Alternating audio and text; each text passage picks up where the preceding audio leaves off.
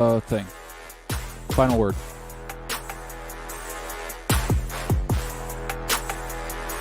I'm ready. Let's go. Yeah, I'm ready.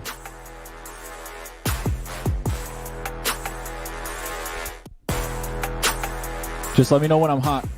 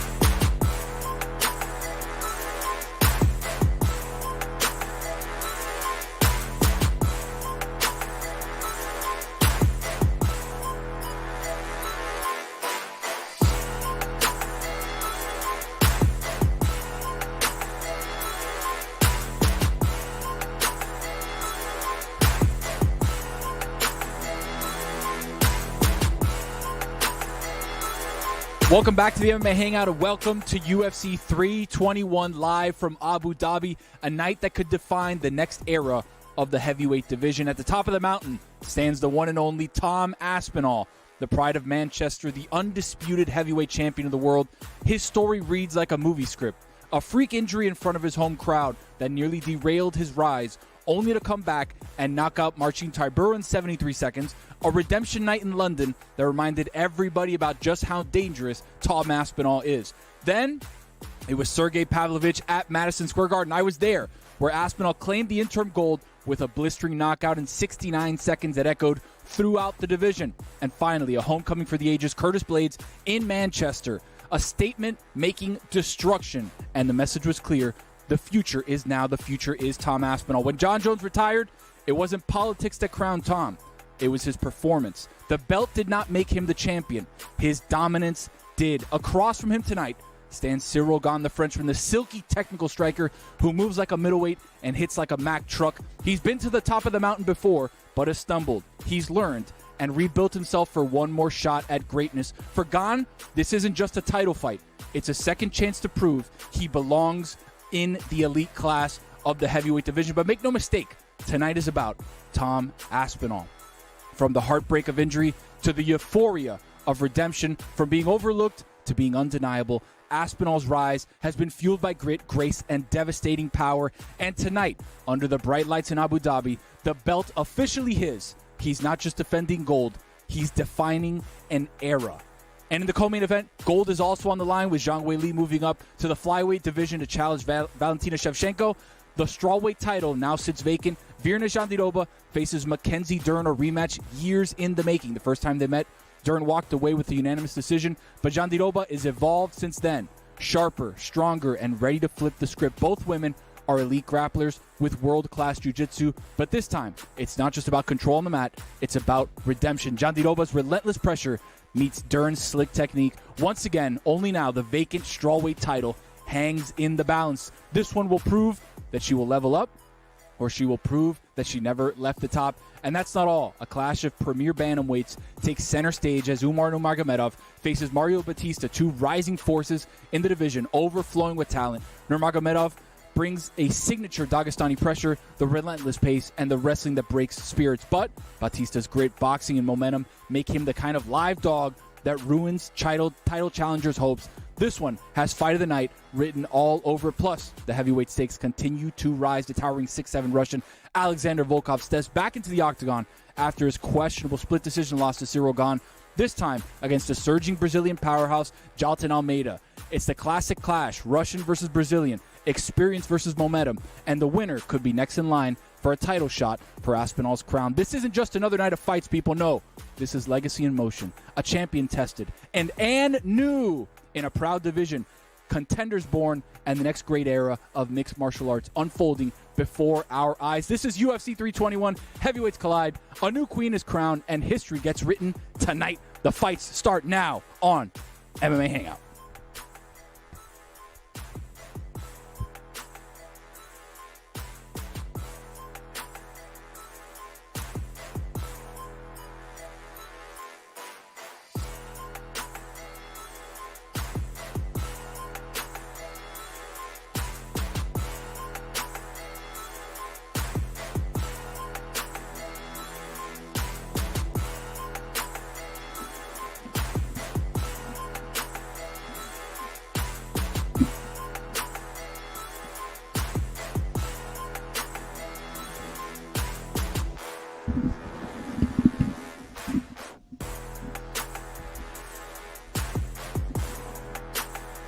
Well, happy Halloween to everybody. A little early, but here we are.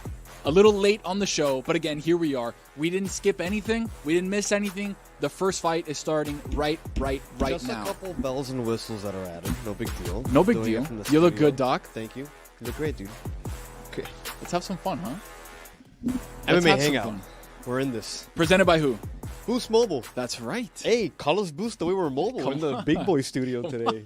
And the dance. You know, I was thinking the whole time, I was like, I'm going to switch this thing. And I'm looking at it, and god awful, dude. I can't look at this the rest of the... Because of the cobwebs? Well, no. Yeah. Okay. The cobwebs are freaking me out. All right, we've got Aleksandar Rakić versus Azamat. Yeah, we're straight in it. Murzakanov. There you go. Always tough to say. Azamat, Murzakanov.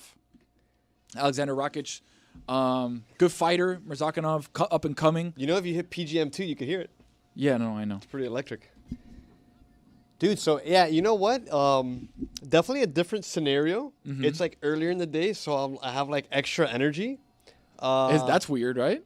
That's very weird. Because you're usually falling asleep at this point. Usually is my, the MMA hangouts have been a little tough as of late with the children being sick and late nights. But this 2 p.m. card is absolutely electric. Yeah, it's the one thing at the end of the year where we get, oh, wow, perfect, 2 p.m., everything is right in the world. We have... the comfortable time to come in. Exactly, yeah. 2 p.m.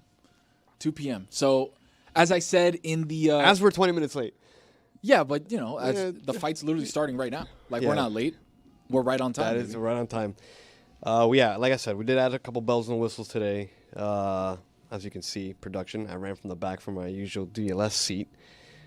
And then ran over here quickly. Created some slates of music. It was fun. We got Robert in the studio. Robert's our EP today. Thank you, Robert. Robertico. Yeah, we got the whole team here. Thanks to everybody who came in. Jason's in the back directing, flipping cams. Gabe doing everything. Shout out to Kristen who's out there, Kirsten who's coming later to make things happen. But we are underway. UFC 321. Yeah. Usually there's a lot more.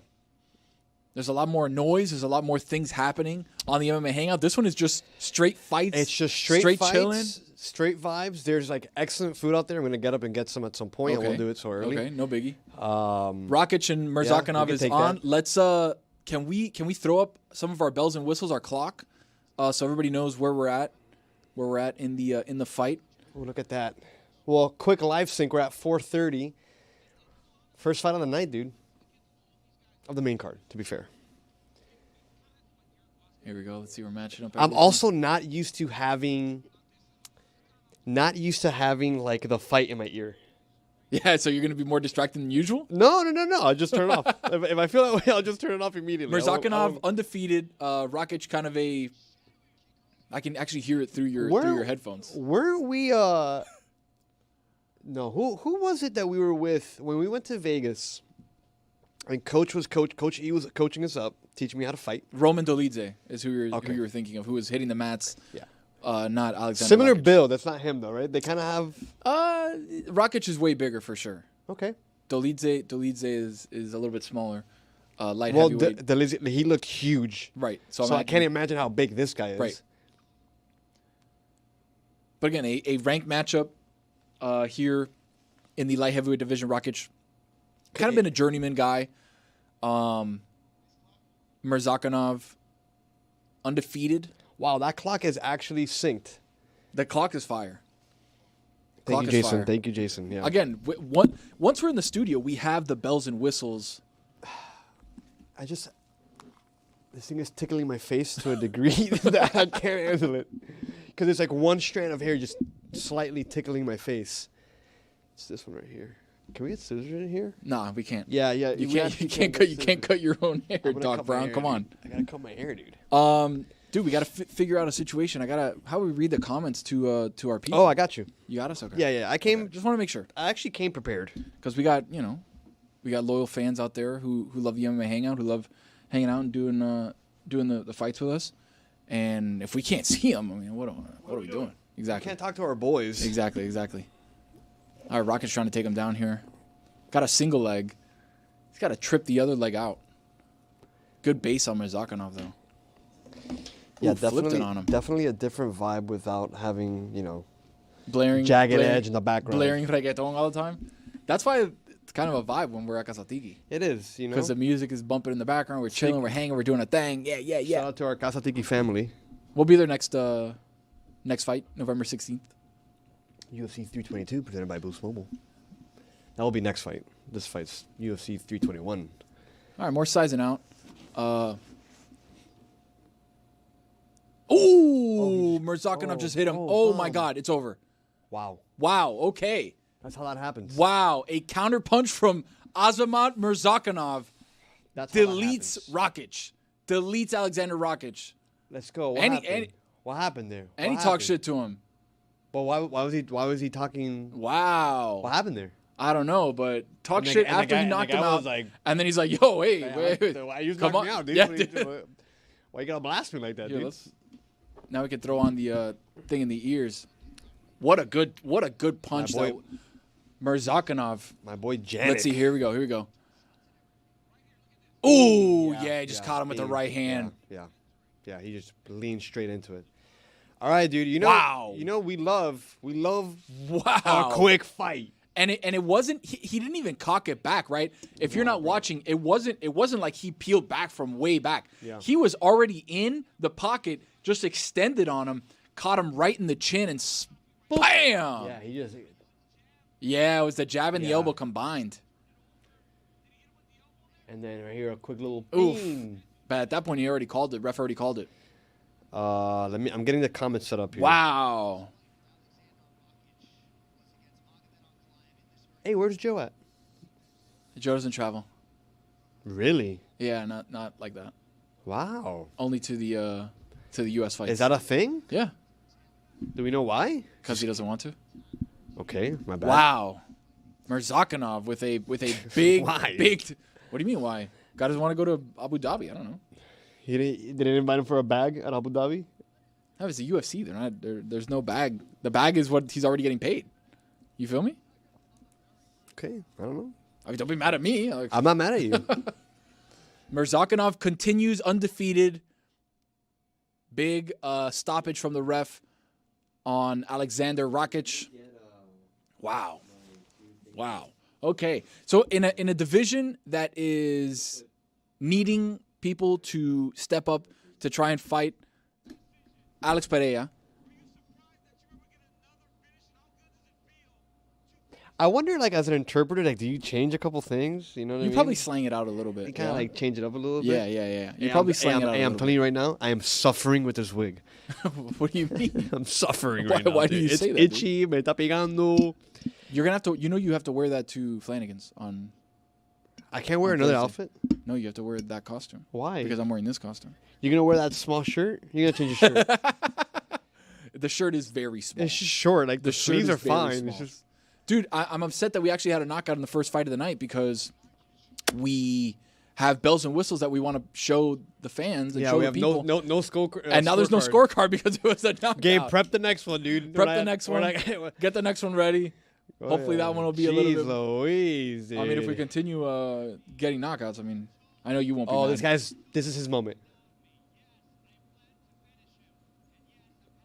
This translator is like, I'm eating right now, dude. We're not going to get dinged on what's it called, right? Because we can hear it through your headphones. Dinged on ESPN. I mean, ESPN. Is it that bad? Nah, I can hear it. I mean, it might just be me, but I don't want YouTube to ding us. That's all I'm saying. Bro, he just absolutely connected on his chin. Right on the jaw. And it wasn't, bro, he just went in tough. Oh, the little right before the comment, disrespectful. Gets asked a question, goes Could be disrespectful. Could be I that he's like it. thirsty. Could be that he's thirsty. Chill. Oh, look at that. Our first yeah, he wasn't an elbow. I didn't see an elbow. I thought he connected through with the elbow, but he didn't. He just got him so clean on the jaw that it buckled him, and then by the time that he went to go hit him with the ground and pound, like, it was over. I'm gonna fix this. I promise you, I'm gonna fix this. You're gonna fix what? My hair, dude. Oh, all right. Steve Harvey in Abu Dhabi. I wonder why. What are you doing over there, Gene buddy? Silva. What are you doing in Abu Dhabi, dude? Petr Yan. With all these like oil. Petr Yan already got the next title fight against. Hey, you know who he just against you know Murad that glove he just signed for? The guy owns like a quarter of all the oil. He's like, hey, sign this glove for me. Bro, Alexander Volkov, the boy, the wily veteran. Bro, he's six. They say he's 6'7". They measured me 6'9". Wow, 6'7". All right, here we go. And he's always in cornrows. You never see my boy not in cornrows. Cornrows kind of hard, dude. Jailton Almeida, Brazilian powerhouse. Dude is a cornrows? massive human being. Speaking of cornrows, like, remember like in 2004, like when like rap would represent cities, and we had like the St. Louis boys. Remember with Nelly, the St. Lunatics. The St. Lunatics, excuse me. They had yeah, like everybody was repping like where they came from. it was like cities were like more important to the game. Okay, and okay. I feel like it's no longer the case. And what made you think of that? I was listening to Memphis rap, and I was like, "Yo, Memphis!" Like 3-6 Mafia? I was listening to 3 6 Mafia. Okay. Yeah, straight in the car, and I was like, it was 3 6 into Nelly, but it was Shaky Telfed, and I was like, "Yo, I remember when this was like, bro, like to me, this was like the best music. Like when Nelly was releasing those, when Bad Boys 2 came out." Like that was like such a great era for music, but it was so like it was like the St. Louis Lunatics. It was like you had like cities were better. Do you listen back to that music now and be like, it's not that good? No, I don't, man. Really? Yeah, bro. Do you think that what they're saying, you're like, oh yeah, it's like the same thing. That's relatable. No, but hip hop is never like that type. Like, bro, like hip hop is not really necessarily like always relatable. It depends on like who's like what city is right. Like if you're getting like Wu-Tang in the 90s, like not relatable to me because I'm not in the late 90s like living in New York City, Right. like. But I'm saying like, these guys rapping about chains and cars like in the midnight, like bro, like 2003 rap was like, meet me at my hotel. It was Chingy like, yo, we're gonna have sex tonight. Chingy's And it's because I'm in the building. It's simply because I'm in the building. We're having sex. That's not relatable. It's never been. It's never been about being relatable. It's always about a vibe. And like I'm listening to Jagged Edge, and remember that music video. You're very big on Jagged Edge. I love Jagged Edge, bro. And that's not relatable. Being surrounded by huzz, like with bottles of Cristal, like I can't. Like I'm not. That's not me. That's not. It's relatable to some people. Yeah, but it was always like, look, like yes, like listen, that's not the lifestyle I want to live. But it's like, hey man, like we're living it up. Literally, that's the name of the song. Living it up. What do I was listening to that song the other day with Ja Rule. That's Ja Rule, right? I've been late, I've been living it up. But it was a vibe. And I don't know, like, then you had, like, Jermaine Dupri. Remember when Atlanta rap and Lil Jon came out and we were like, hey, like, I've never been to Atlanta, but, like, salute Atlanta. Outkast was big when yeah, I mean, they were kind of... That was, like, late, yeah, yes, correct. Because it was Outkast, then it was... Yeah, Outkast was, yeah. That kind of music. Yes. Yin Yang Twins. Correct. Lil Jon, Usher. Correct. Like that vibe of Jermaine music. Dupri, and then... But I felt like it was more regional, and I liked that about hip-hop because... Now it's not regional. Now it's just people pop up from kind of anywhere, even though every I feel like their city has regions, like, fight each other. Sure, we used to fight each other more. Okay. That's fair. Now nobody cares. Yo, you're from the West Coast? Okay, who cares? Like, Detroit has its own complete style of rap.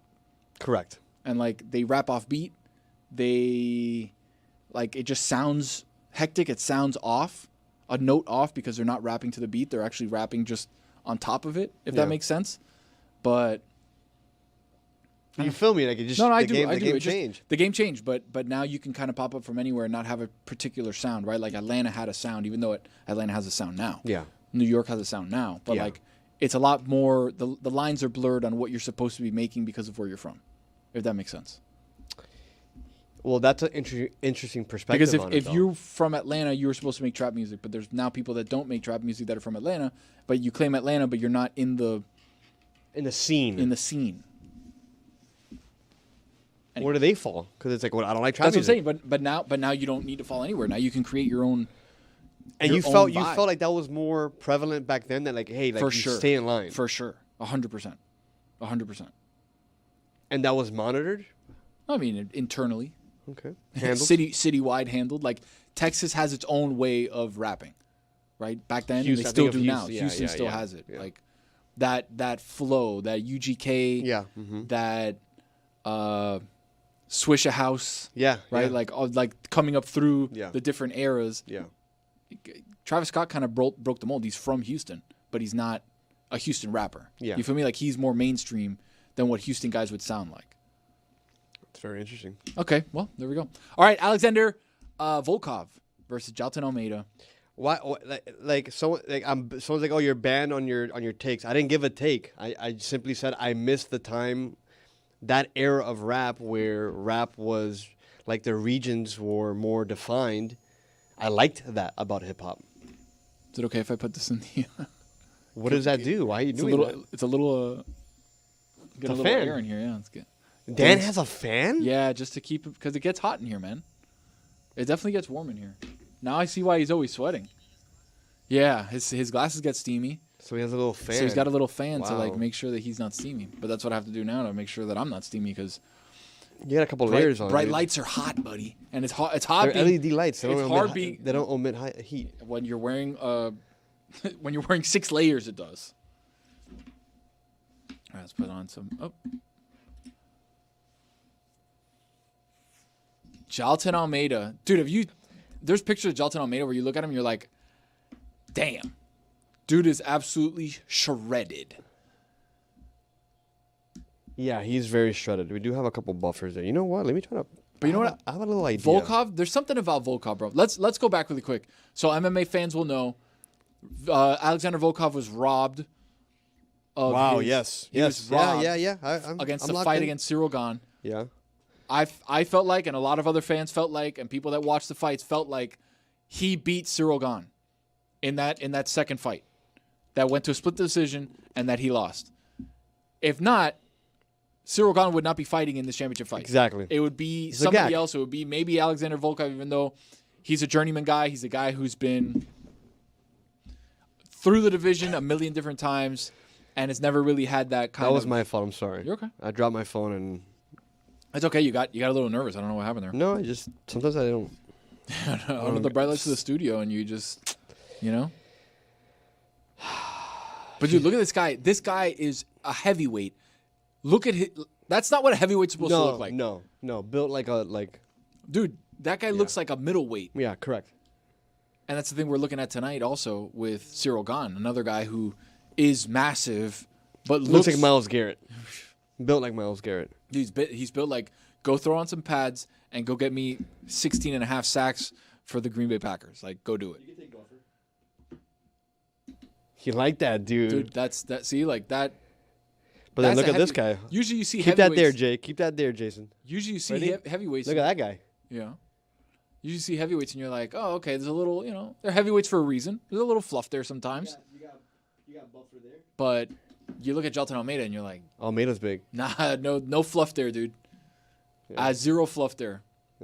Yeah. But he's got power. He's good on the ground, obviously. Brazilian Jiu-Jitsu. But Volkov is just one of these wily vets, dude. He's long as hell. I love Volkov, dude. Volkov is a guy who's like, I'm here. I'm 40 years old. Like, I'm going to fight till I die. I'm here. I'm just happy. Literally, I've fought 50 times in the octagon. I'm bigger than everybody. I'm sometimes stronger than everybody, depending on who I'm with in the octagon on the other side. But you look at, 6'9", has a great kickboxing style where he can throw kicks from on the other side of the octagon. He can be on the fence and then hit you with a kick from the other side. Yeah, he looks like Ivan Drago. He looks like if Liam Neeson. Liam Neeson, okay, I'll go with you. He looks like a little Liam Neeson. Okay. But like raised in Memphis. Raised in Memphis, okay. I would say more like polar bear from Siberia that was trained to be a human. Yeah, he's like, yeah. It took me a while to put together what you were saying. But then they shaved him. Correct. He's like they have to shave him, right? Have you ever seen a shaved bear? It looks like Stugotz. Have you seen that? Yeah, of course. Second most significant strikes in UFC heavyweight history. Finished 28 of 38 I'm gonna wins. feed this to Jason here on Scrape. This is gonna be Look at fun. the hair, though. Look at the hair on Volkov. That's some good hair. Yeah, he's a mane, dude. That's some good hair. Take that, Jason. Some great hair. Volkov to win by TKO, plus 300 on DraftKings. And you see Volkov, and you're like, he's in good shape, but he's not. Well, you see Volkov, and you're like, yo, why does he have dreads? Well, cornrows. Correct. Excuse me. Yes, cornrows. Like, why do you? Stream pause. A little stream pause there, Mr. Robert. Can we take? Do you see Robert? Robert expired over there. That was Robert waiting for me to read my monologue.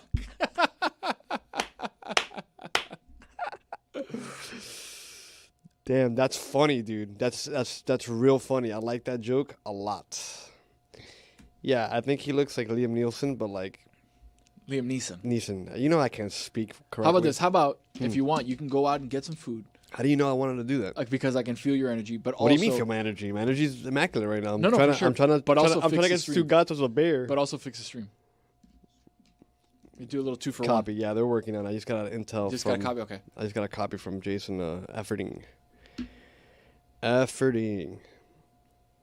Oh, I'm trying to get something else on the scrape for the boy. I like you live producing the show. I got to pull up the comments. I can't imagine sitting in EP. What do you mean? Like, it's just like so many things you gotta you want to do a good job, Try to do a good job for the people. Dude, I'm about to, here you go. I'm going to get the comments up for the YouTube here. I have them up here. Yeah, no, but you're on your people just mad at me because I said, my bad. All right, we're rebuffing here. Screen 2 is over here.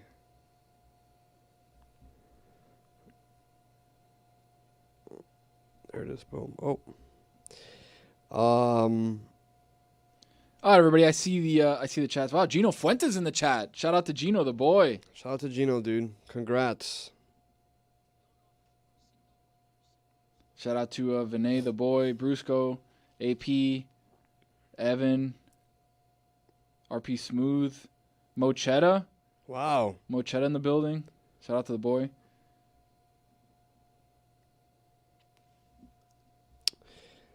I think every this is proving to be a little bit more. Every round I may have to take something. Take a layer off, dude. I am warm, buddy. I am warm. All right, we're getting the fight here. Just bringing it back up. Yeah. But yeah, bro. That's how I feel about those things that I told you earlier. It's a good filibuster. You like that? Good. Oh. Let me swap here. All right. So listen. Hey, let's talk about some things, dude. I think fans, not just of MMA Hangout, but of the show, deserve a couple answers of some of the crazy changes over the last couple months here. I don't think I am qualified. I think we know the answers to the questions that you may provide. I don't have questions. I just, Ooh, there's a little AC that kicked in. Too. You felt that, right? That was a nice breeze within the studio. Thank you to the people that are putting things together. Yeah, man. I'm going through changes, and so are we here at Metalorg and at Dan Le Batard Show. And it is an exciting time to be here on the show. With movement, always opportunity usually arises when movement is happening. So it's a good time. It's a good time to be locked in. Yeah, but what about Tom Aspinall? The thing about Tan. All right, you're good. Turn off the thing about Tam Aspinall. How about you go get your food? Really quick. I should. In the break, you can go get your food. Yeah, I know. I like to be locked in here and share some of my thoughts as we filibuster for the DirecTV. So I think Tom Aspinall is in an interesting place right now because of the fact that he's fighting Ciryl. He's fighting Ciryl Gane again. Right. And he hasn't fought. Well, that's my thing. But when I say that, it's like UFC is putting him out there again, just to get his ass whooped. Because they need somebody at heavyweight, right? And I think that's where the issue is, where you look across the spectrum of the heavyweight division, and there's a lot of guys that are kind of just okay, right? When we're looking at Volkov versus Almeida, and those are the two guys that are somewhat in the top 5 to 6, and you're like, feels like Tom can kind of wipe the floor with everybody. With everybody there.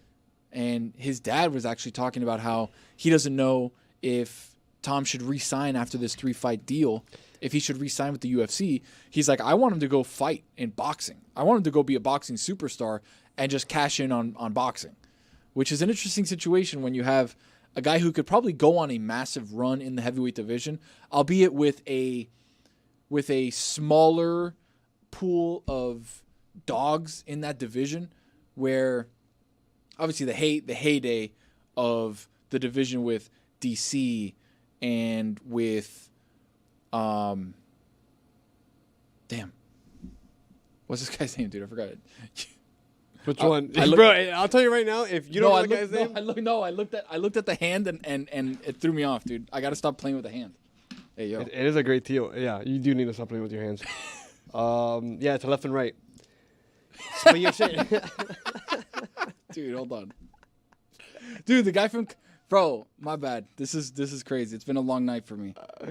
It's 2 in the afternoon. No, but last night. But last night Jenny went to the Jonas Brothers concert. I was with the baby. My parents came over, but still I was with the baby. Bro, those were like the best nights for me. Yeah?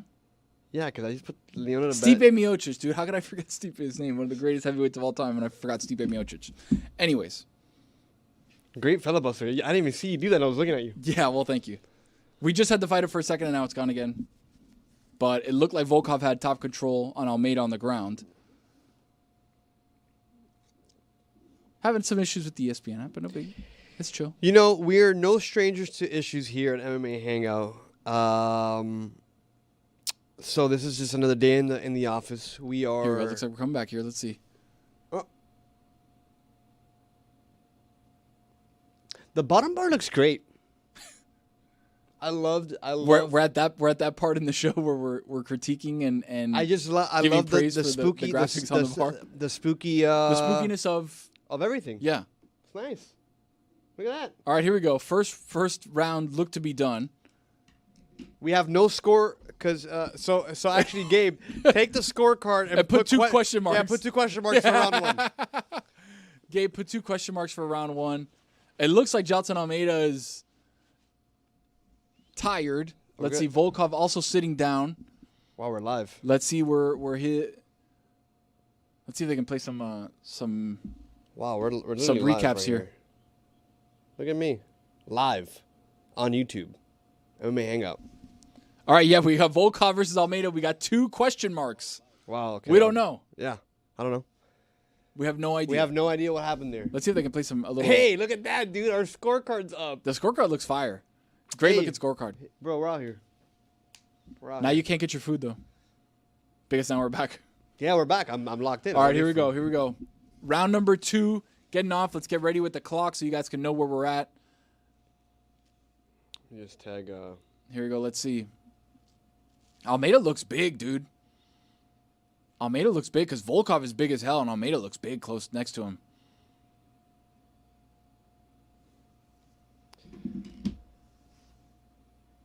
Ooh, big right hand from Almeida. Damn.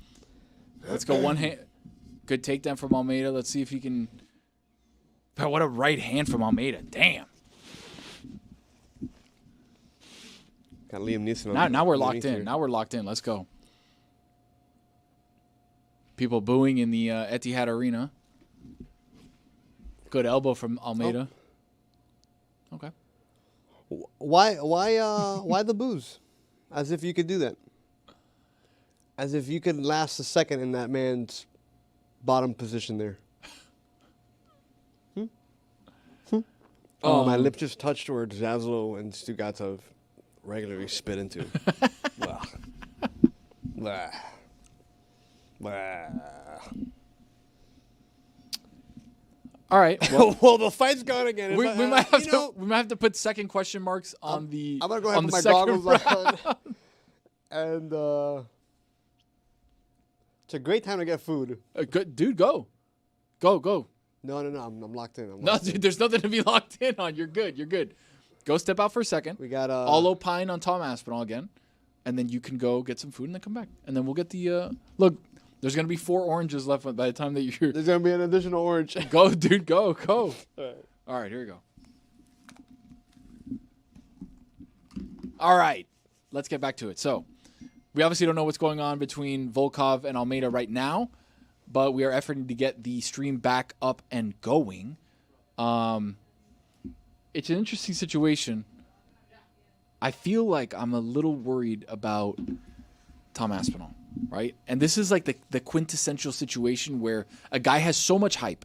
A guy has been built up by not only the fans, but the media. Everybody's looking around saying, this is the guy that can go out and be a long-term champion in the heavyweight division, a long-term, maybe historic guy in this sport. But I look across the aisle, I look across the octagon at Ciryl Gane, and I'm like, it's just crazy enough where he might land a counterpunch and knock him out. And that worries me a lot. Just like Lewis looking at that sauce and being like, do I want more of it? Do I want less of it? Did I put too much? I don't know what he put in there. Is it corn? He's going to get water. I don't know what he's going to do with that. Let's see. Let's zoom in. Let's zoom in on what he's got going on. Yeah. Oh, it's a corn. Yeah, it's corn and barbecue sauce. Let's see what he's got there. A couple wings. Okay. All right. There you go. What? Yeah. What do we think? Lewis gets a couple. Okay, he's got 4 wings there. What do we got there? Ooh, brisket. Wow. Very exciting.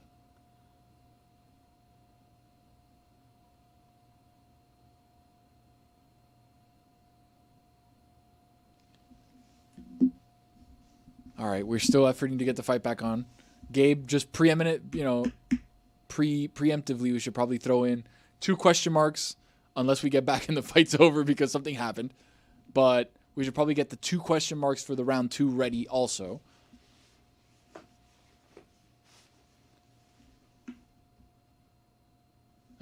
Let's see. Lewis is coming back here. Let's see.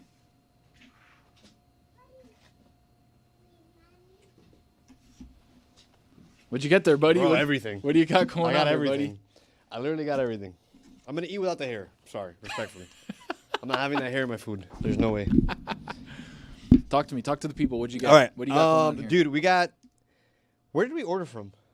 Slab Daddy. Slab Daddy. Oh wait, The hold boy. on. Shout out to Adrian. Slab Hold on, Daddy hold on. barbecue. He's here. He's on my computer somewhere.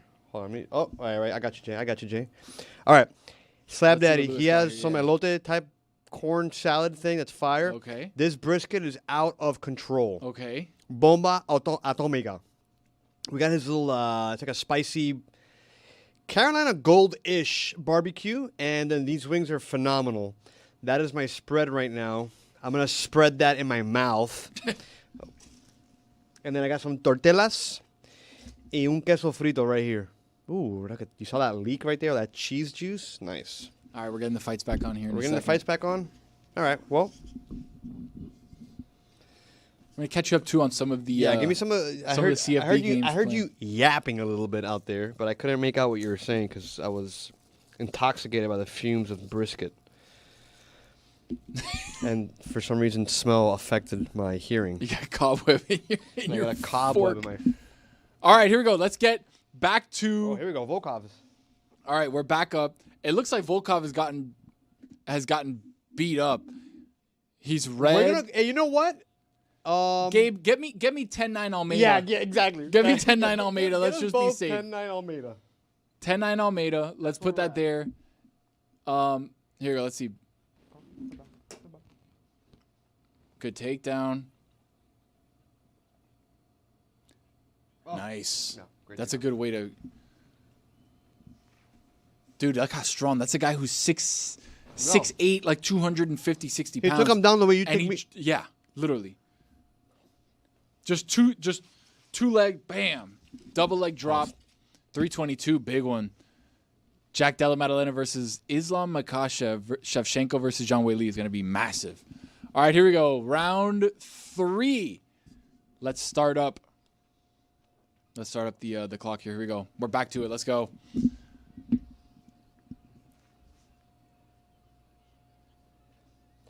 I don't like to see my boy Volkov, struggling. Dude, it's that he...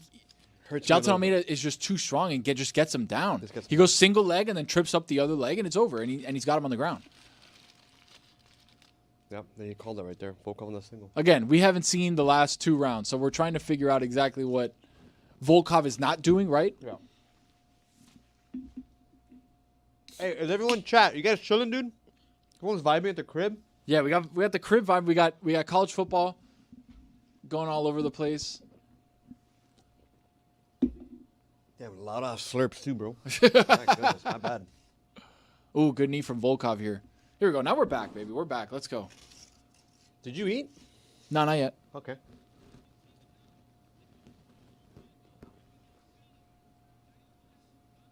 Those knees are from hell. Yeah, bro. those are big knees. Another double leg takedown here. Good sprawl by Great Volkov. sprawl. Good sprawl. Ah. It was too strong. A lot of blood on the mat. Gotta kick him off the hips here.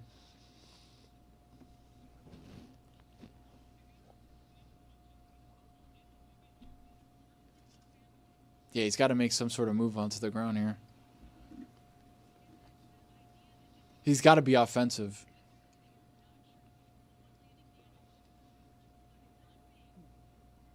Taking some Those little hammers hurt, bro. Yeah, of course. But he's got to make a move here. Yeah. That's the thing. He's got to make a move. Ooh. He's got to get high. Yep, he's got to get higher up on him. Let's see. Let's see what he does here. What offense can he provide from here? Maybe a nice elbow. If he can get his arms loose, hit him with an elbow on the way down. Right there, boom. He's got him out. He could pop out of that easily. There we go. Here's the opening. Just pushing his face with his hands. Here's the opening. Going to half.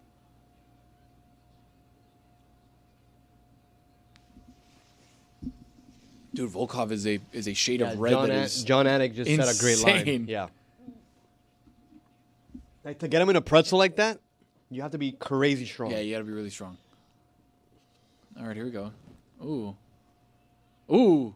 Uh-oh. Uh-oh. Volkov. He almost had the triangle. That would have been a nice triangle from Volkov. Yeah, ref is telling him to work to get things going. Dude, Volkov's neck is like atomic bomb red. Is he bleeding? Is that blood or is that just red? That's just red. It's just Caucasian. That's just Caucasian red. Okay. Even though I don't think does he count as Caucasian? Russian red? I don't know. Like original Caucasian? Let's see if he can get. Oh, all right. He's got back position here. Let's see. Bro, it's he makes Volkov look small. I know, and it's crazy because Volkov is 6'7", 260 pounds. 6'9". All right, he's got the got one hook in. He's got back. Let's see. Got two hooks in. The moment he lets go of those wrists, those hands are gonna go up and gonna get him in a rear naked. Let's see if he can do it. He's trying to shrimp out. Oh, let's see. Let's see. Volkov fighting out, trying to shrimp out. Let's see. Okay, Almeida switched position.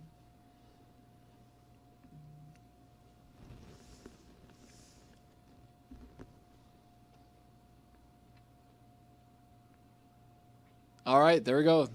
Oh, hey. A little stoppage there, and Almeida get him with a little quick left hook. A little extra, huh? No, that's got to be blood. Oof, another takedown. Yeah, that's blood, buddy. Now it is. That's blood from his ear. That's on his head. Yeah. Okay. He's got two. Let's go. Right now, there is no defending the takedowns from Volkov. He's just getting taken down automatically.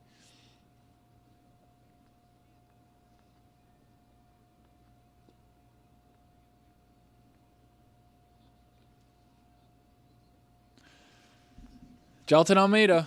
I don't know, It man. seems like that's from what we saw, right? A lot of takedowns, a lot of ground and pound. Nothing really offensive on the ground from Almeida. He was just trying to like secure positioning, but not really be offensive with it. He had an opportunity to maybe try to get a rear naked choke. Didn't go for it. Was able to escape a triangle attempt from Volkov. Booing of the crowds made me feel like the fight could have been a little bit better. Even though, you know how that goes. The casuals in the crowd like to see stand-up fighting, and they don't like to see ground game and technique on the octagon floor. Yeah. On the canvas.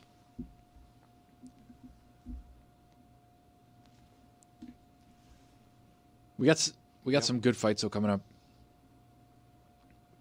I don't know. I don't think you can reward that. Like, but you can because he reward what? Like Volkov, more significant strikes across the board. Like, yeah, but control time, ground control, takedowns. Yeah, but no offense on it. Like you. Yeah, but do they reinforce that behavior right here?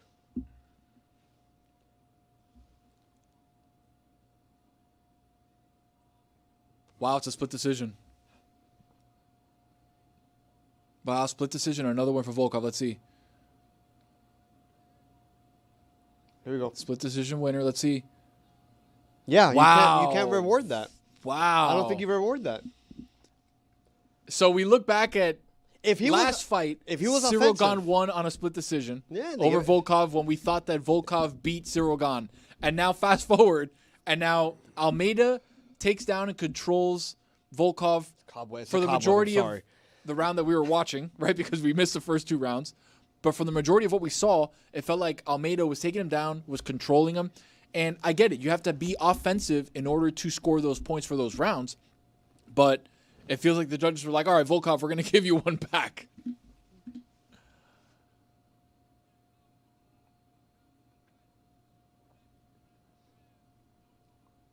I don't know. I don't disagree with what happened here. I don't disagree with it. Good big win for Volkov, man. This is a big win for Volkov because you look at. Yeah, he just said it. I'm the heavyweight belt contender. He's beaten everybody that he's need to be beaten. Almeida now the next guy in line for him to get a title shot. And I don't see why not. He's fought Gane twice. One that went to a split decision that didn't go his way even though it should have. And Tom Aspinall, who obviously has been starching everybody in the division and is clearly the undisputed heavyweight champion. But, yeah, judges had it split decision. Yeah, one judge had it 29-28, and the other two had Volkov 29-28. You have to go back and be like, okay, you won. He won the control game. Mm-hmm. But what did you do with it? What did you do with it? Right. And to be like, my opinion, like if you're gonna be elite at the UFC level or even at the UFC level, you have to show some offense. Right. Because even like we may hate the Dagestani boys when they just buckle down and they're on top of you, but they're offensive with their wrestling. They have been taught enough to know, all right, I need to do something with what's happening once I take him down. Correct. Right? Single leg, double leg, okay, I've got him down. Now let me try to create some offense. Even if I'm not going to go for a submission, correct. I'm not going to go for something, let me allow, let me throw some punches, let me throw some elbows, let me try to get some knees in. Yeah. Like there's a way to do that. There's a way to do that where you're scoring points and winning the match. Wayne Rooney in the building. We just saw Carlos Olberg, light heavyweight contender. All right, we got 3 fights left on the card. It's been a quick card so far.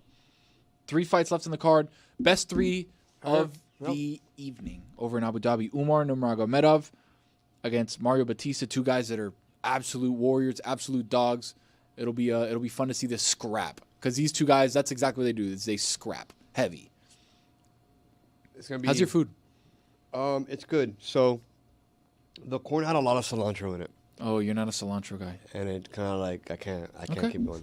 But everything else was perfect, literally perfect. Wow.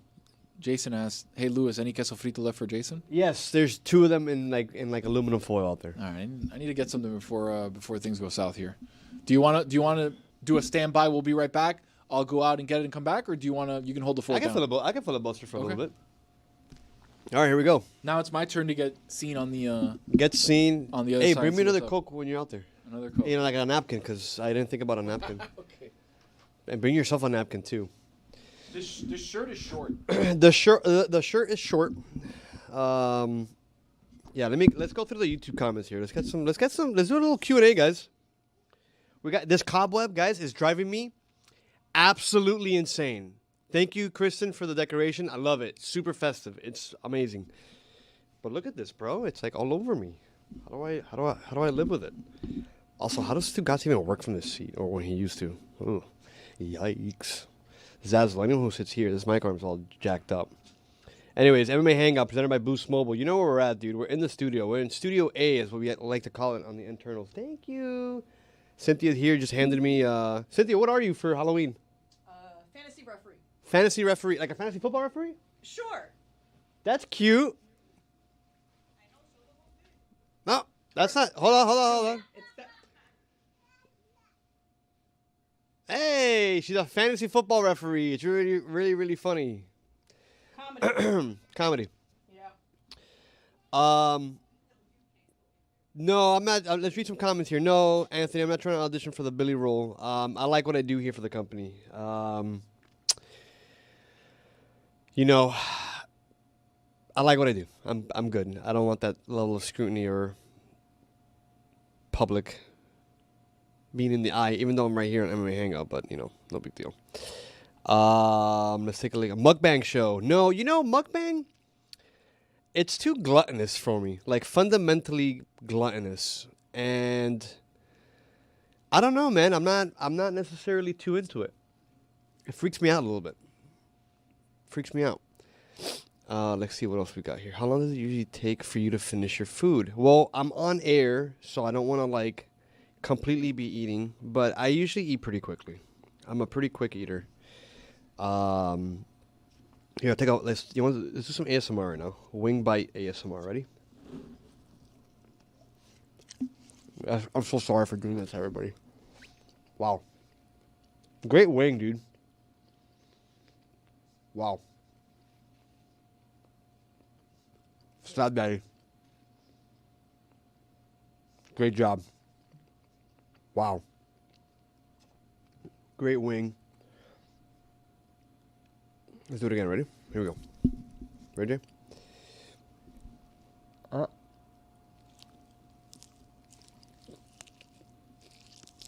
Oh. That is vile. That's not. That shouldn't be allowed. I shouldn't be. I shouldn't be able to do that. But here I am. I won't be doing that again. What's my favorite bit on the show? Great question. Right now, actively, it's Zazzler going, what did he say? That right now, every time it happens, bro.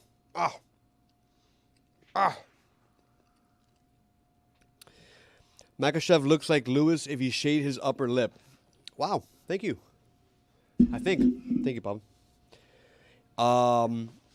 Gino Fuentes said that. All right, what did I miss? Nothing. I did some ASMR with the wings, the delicious wings. We talked about my favorite bit currently on the show. Which is what? Zazzle going, what did he say? Oh, yeah. What did he want? That little, yeah. I don't know, fool. What's up, dude? Oh, Kirsten. Oh, sorry. You don't have to give me all of them. Just give me half. Can Lewis do the impression of the movie guy Marcelo does on SNL? Why did I read that out loud? I didn't mean to do that. Can Lewis do his impression of the movie guy Marcelo does on SNL? What's the movie guy? Good that you don't know that bit. Thank you for not knowing that bit. All right. Mario Batista walking out right. He's from Nevada. Winemuka. Damn, dude, how many Cokes you got here, buddy? I don't know, man. I didn't realize Cynthia brought me one, and then you brought me another one. They're those small ones, though, you know? I'm a zero man myself. I can't drink that. Ugh. Oh, you can't drink that? Bantamweight. There's actually a big fight in bantamweight, dude. I'm a bantamweight, right? 135? I'd have to cut down. I'm at 150. That guy will mess me up. Can you imagine I look like that, dude? Bro. Electric. I would have 10 kids. That whole thing of people talking. I'm sure Daniel would not like that. If I look like that?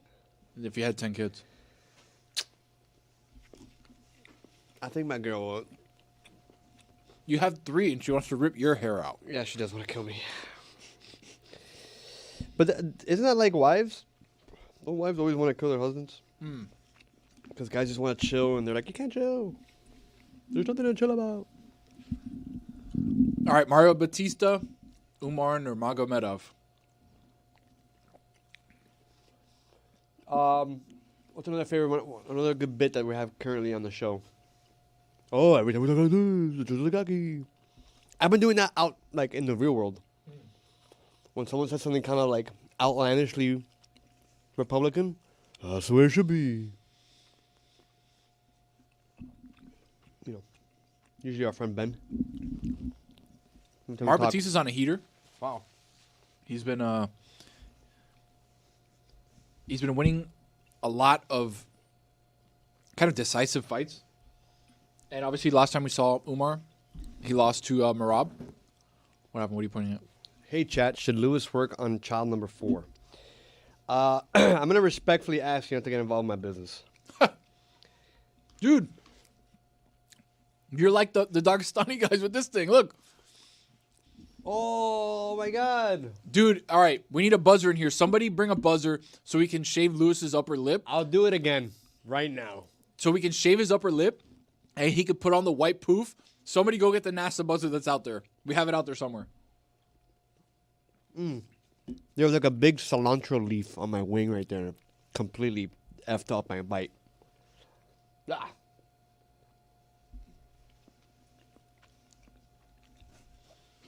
Well, these guys are passionate about messing each other up, bro. Not cool. They do that for money. Yeah.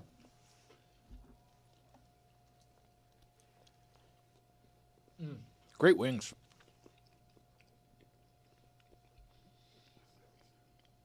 There's Khabib right there. He goes, you go in, you beat them. You come out champion.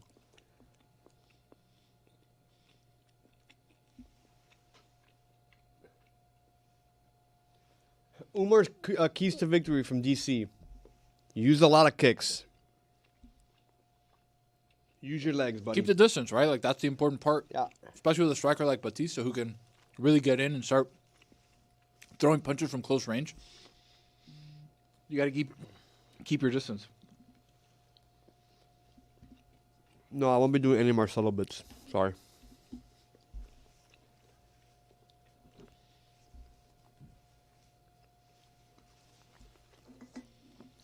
It just goes to show you how good Merab Dvalishvili is, that you're of the Nurmagomedov bloodline, and you're great. And the only loss you have is to a guy who's just too good that you couldn't beat him. Yeah. Like, Merab, at the end of the day, if he continues the run that he's having, is going to be like an all-time bantamweight. Yeah, all-time bantamweight. Which is crazy to say. I don't think we'll have a bantamweight conversation again without having to. Without Merab? Yeah.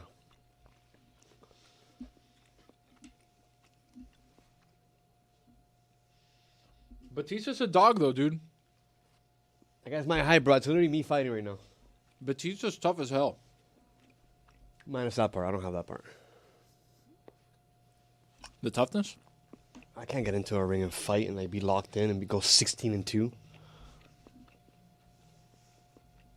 I'm not cut like that, bro. Well, at least you know there's some people that are. Like, I know myself, dude. Predictions. I'm gonna say Nurmagomedov wins.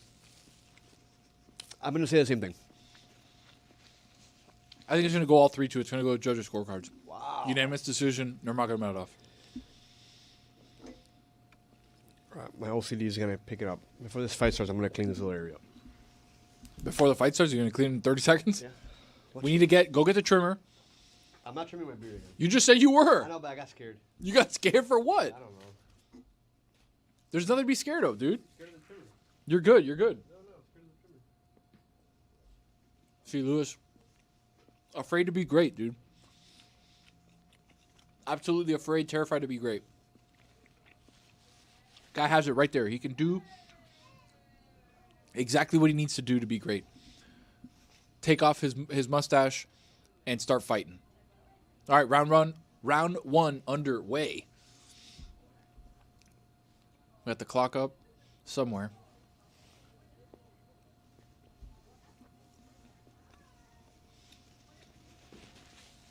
Dude, all my kids are here. Wow. All 10 of your kids are here. All 10 of my kids are here, dude.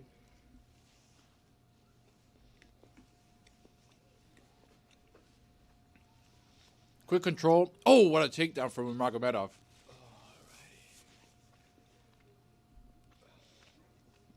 Dude, look at the flexibility. Batista's got his leg. Let's see if he can do something with an ankle lock. Oh, my God. Oh, my God. Good flip out. Oh, my God. Oh, my God. Batista with an ankle pick. No way this is happening like this. He's got to spin out. Dude, he is not letting that leg go. Good sprawl. Was able to get out of it. Dude, that ankle pick looked nasty. Yeah. That would have been a crazy That way ankle pick looked nasty. Too fast. For the first time ever, too fast. Yeah, I do need to bring my soundboard, Anthony.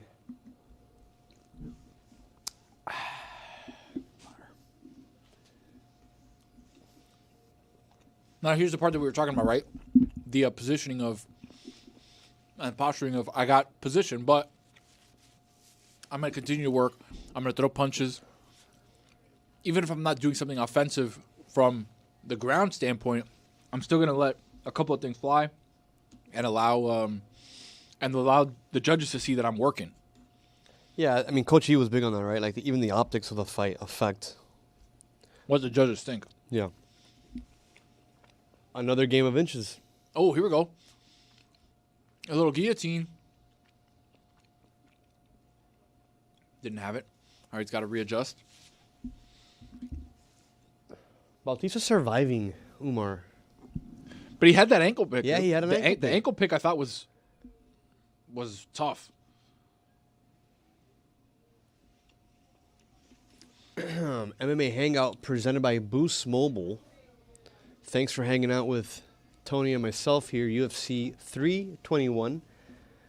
2 p.m. slate. Eastern. Kind of early. First 2 fights were quick. Well, the first one was really quick. The first one was quick. And Volkov, that went to decision. That wasn't quick, but it felt quick because it's 3 rounds. And it was actually a decent fight. I wonder what fighters think when, like, chumps like us are like, yeah, it was a good fight. And they're like, yeah, huh? Well, that's always the conversation, right? Like, there's the real ballers and then there's the amateurs. Across the board in every sport. Ooh, big elbow there from Umar.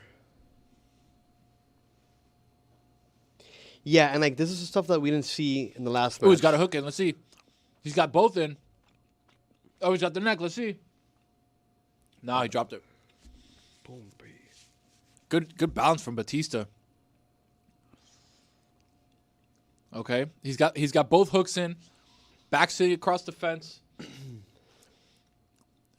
Okay, Umar just got the triangle in. It's got him like a full Nelson. Yeah. He's got to slip that arm underneath. He's putting his shoulder up to see he can. Red gloves belong to Umar in case you get lost in the hands there.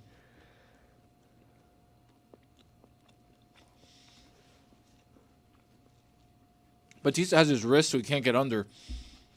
He's working the under. Let's see. Oof.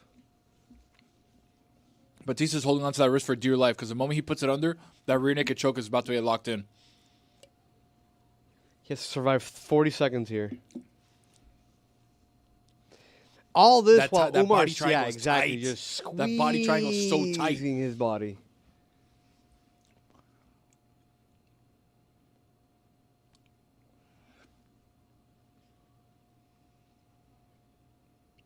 Let's see. Bautista looking cool under pressure, though. Gabe, I do think I give this card, I give it 10-9. Yeah, 10-9 Umar. 10-9 Umar. 10-9 easy. Umar there. But a sneaky 9 from Bautista. Yeah, there you go. He survived it. A little onslaught there in the Can first you have round. a sneaky 9? You can, because it could be an ugly 9, and that, like but it's an ugly 9 and 8. Yeah. But not always. Not always. Correct. Like he survived that better than I thought that he would have. Well, it's the pressure, right? Nurmagomedov's pressure is crazy. And the fact that he can create the space, right? Close the distance then. Correct. And then get him in a body triangle and try to get the rear naked choke. Like, there's just so much action that it's hard to keep your composure. My bad, a cobweb got stuck here. The cobwebs have been kind of... Cobweb got there. Yeah, Tony is Marty McFly, guys. I don't feel so good, Doc. All right, round 2 underway. Mario Batista in the blue, Umar Nurmagomedov in the black. What's Tony eating? He's got a brisket sandwich, a hunk of cheese, fried cheese, and some wings. See Bautista. Ooh! Crumpled him. Big knee from Batista. Crumpled him, dude. Yeah, he has to go back to that. Oh, no. Yeah. Bautista finding a little formula here. Wow. 2 knees, by the way. We're kind of underplaying that second knee, but he landed with the same ferocity. That knee was big, dude. That one shook Nurmagomedov. He just crumbled him, dude. Look at right here in the replay, in the PIP. Oh, he just went right into it, dude. Good takedown. Great takedown, Umar. From Nurmagomedov. Just getting what he wants.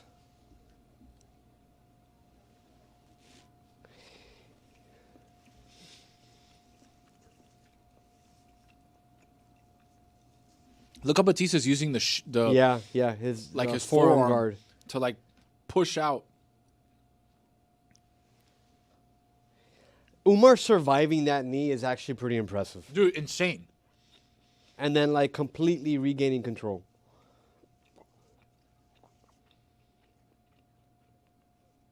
Boom, and now he's got the underhooks again, body triangle in again for Nurmagomedov. This guy's in purgatory right here, dude.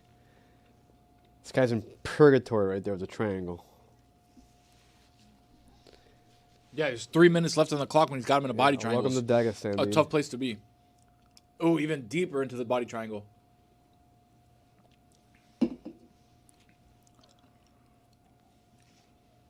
Wow. I'm so shook by that knee. Yeah, that knee hurt. Dude, that knee was crazy.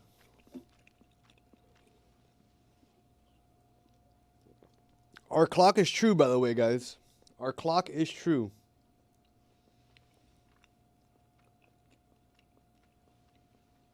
Dude, once you have that hook in, dude, it's so brutal. Oh, look. Batista's spinning out of it, though. Yeah, he's put out. He's done a great job of creating space inside that body triangle. All right, let's see how Umar. Yeah. Yeah, look, grab that right leg. Boop, bloop. Okay. Wow, what a switch by Batista. Great. Wow.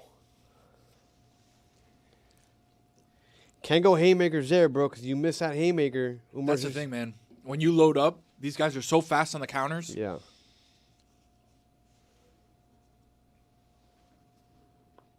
Oh, wow, Bautista now giving him. Why does he want to take this to the floor? Oh, that shoulder pump. You saw that? Yeah. That was nice. Slow kick, dude. Slow kick. We're back at it again. It's that, man, when you have that wrestling base where you can take somebody down from anywhere. From any position, it's crazy. It's almost like a crime not to use it. He's landed 4 of his last 5 takedown attempts. Mm-hmm.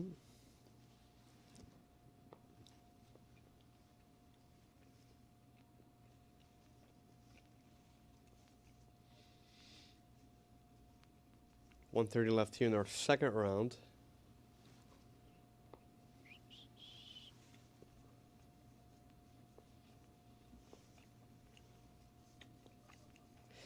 Good.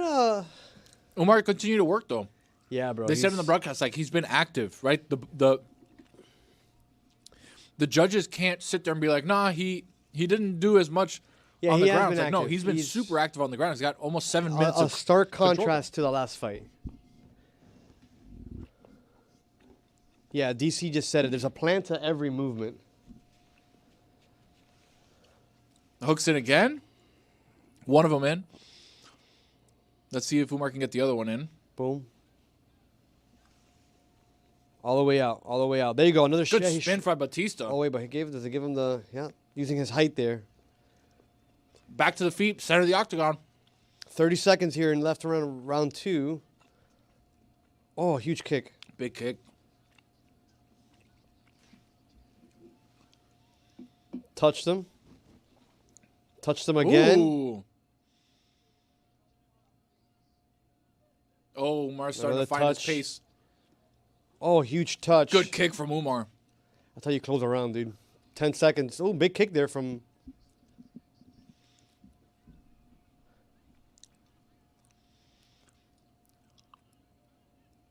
Wow.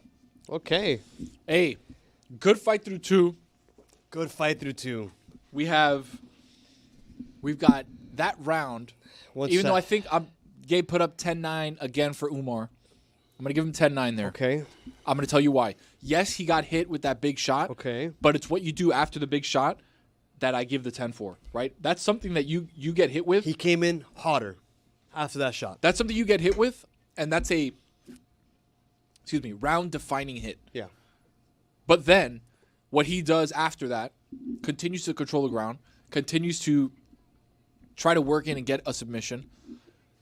The bounce back, boom, look at that knee. The And it bounce hit him back in from the the jaw. knee and the chin. And it hit him in the jaw. He bounced right back up. Yeah. He didn't even give Batista a second to go and try to ground and pound him. He went right back to it, attack, and then had a very good setup for some big shots towards the end of the round. Landed a nice left when he faded back. Faded back on a Batista punch. Damn, these are ate him with the left. Ripped though. Yeah, like this is a really good fight.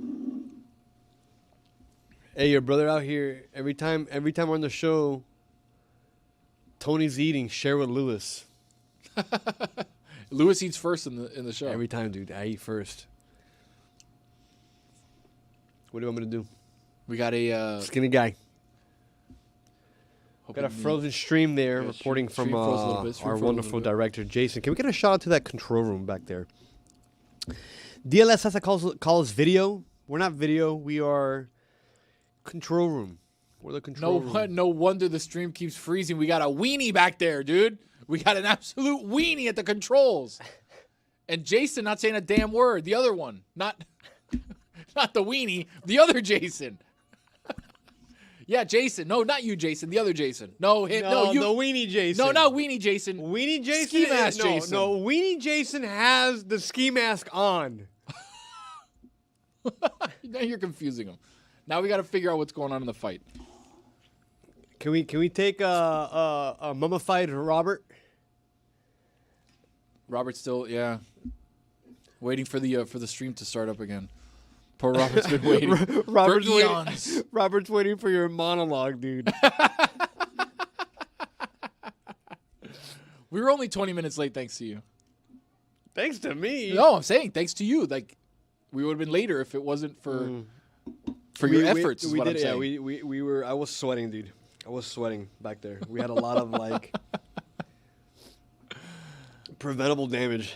Yeah, you know, it is what it is. Anyways, round 3 happening right now.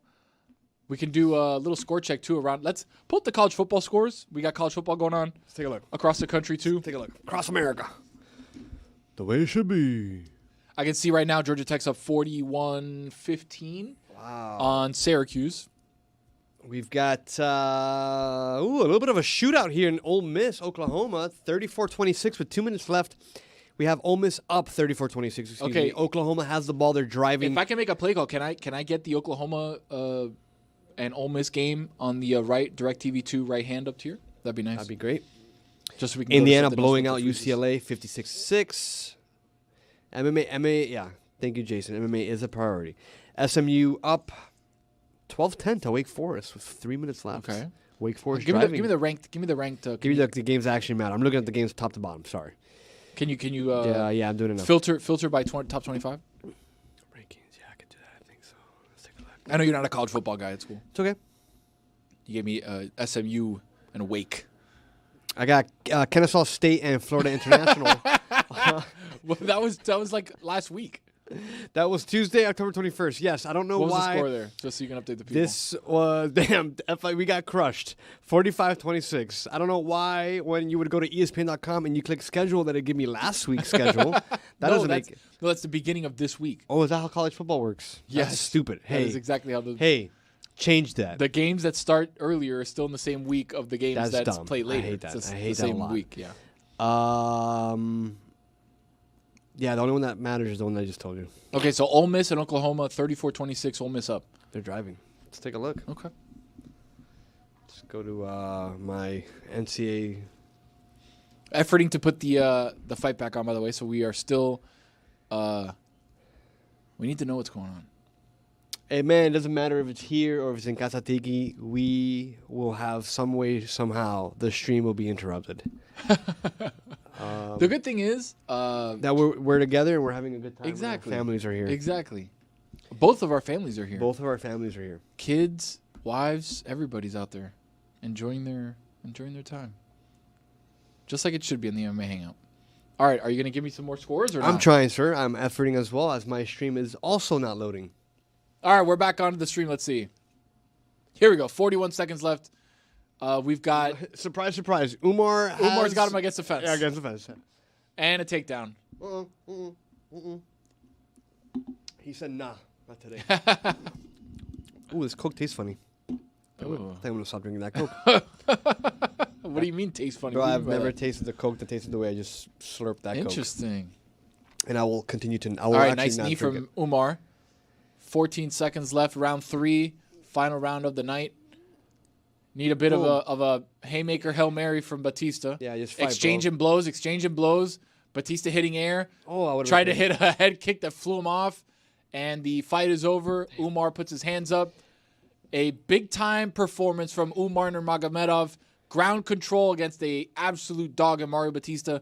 Ground control. Landed. Nice shots. Was able to push the pace in a big way to what we think is get a dub against Mario Batista. Yeah, I have that 10-9 again. I think. So we got Umar. 30-27 across the board. Yeah. You think that the judges are going to give a 29-28? That was the only Batista in moment. that one round. That was second the round? only moment. But the way that he recovered after that kick, after that knee, Well, that's what I'm saying. do you think the judges give him that round? They have to? You're gonna Really? you're gonna give Bautista the round because he Because landed of the big a knee? shot? I mean, And then you saw a stronger, more revitalized Umar coming after the knee.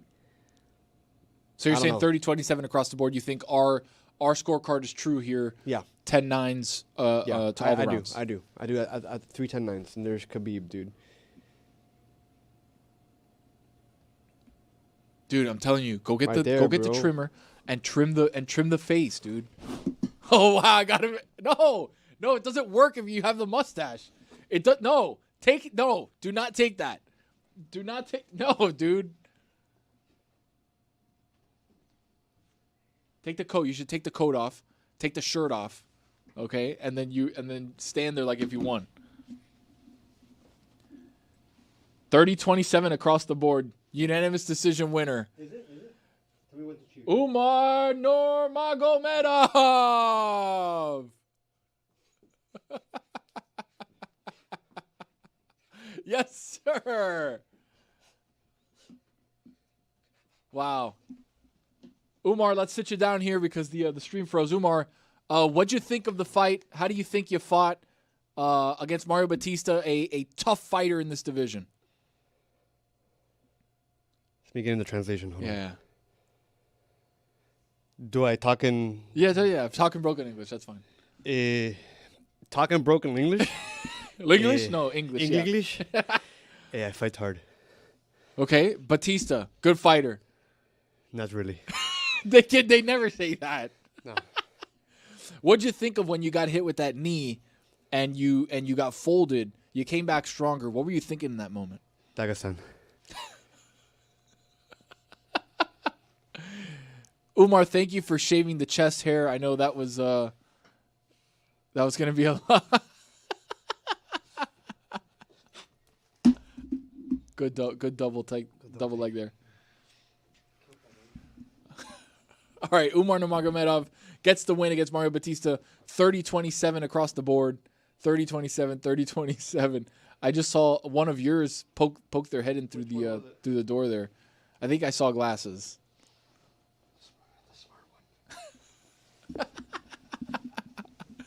All right, now we're getting to, dude, we are flying through the fight.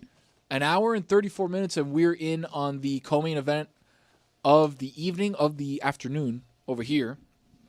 We've got Mackenzie Dern versus Virna Jandiroba. That's going to be a great fight. Dean Thomas, who is, former coach. You good over there? Just trying to do it right, bro. There you go. All right. He says this is the most boring and inconsequential title fight in UFC history. That's not nice and unnecessary. that was Inconsequential is such an insult. Let me get the exact phrase. Bro, I hate what he said because I think it's a little mean. Let me get the exact phrase. But inconsequential. Did Lewis shave his beard yet? Yeah, I did. The next day I did it, bro. 99-cent store Sean O'Malley. I'll take it. Is Tony paying off a punishment? No, this is our Halloween stream. Halloween episode. Okay, UFC analyst Blast. He called it insignificant. Is that worse than inconsequential? Insignificant, worse than inconsequential. Inconsequential is... Because insignificant sounds like I'm trying to hurt your feelings. inconsequential means that I'm just like whatever about it. Okay, so here's the exact It's quote. more apathetic. Here's the exact quote from Dean Thomas. He said, I mean this with all due respect, which usually means don't. you don't. No. He told this to Anthony Lanhart Smith, on his podcast. I'm trying to be respectful, but has there been a more insignificant title fight in history? Not maybe in the history, but in the recent memory. You get where I'm coming from, right? No one seems to even care or have batted an eye about this fight. Yeah, it's a little mean. Zhang Weili leaves, the strawweight title vacant. She moves up to fight Valentina Shevchenko for the flyweight title, leaving a vacuum, leaving a vacant seat for the strawweight division. Virna Jandiroba versus Mackenzie Dern. Second fight, obviously unanimous decision for Mackenzie Dern in the first one. But yeah, when you look at this one, it's like, are you super excited? Because I get where he's coming from. I understand what he's saying. Like, this is I like Dern. Like, I mean, I'm excited about the fight. The fight's everybody likes Dern. I don't know. There's not a person who doesn't like Dern. Like, No guy doesn't like Dern. What do you? I'm just saying. Nobody doesn't like Dern. Everybody likes Dern.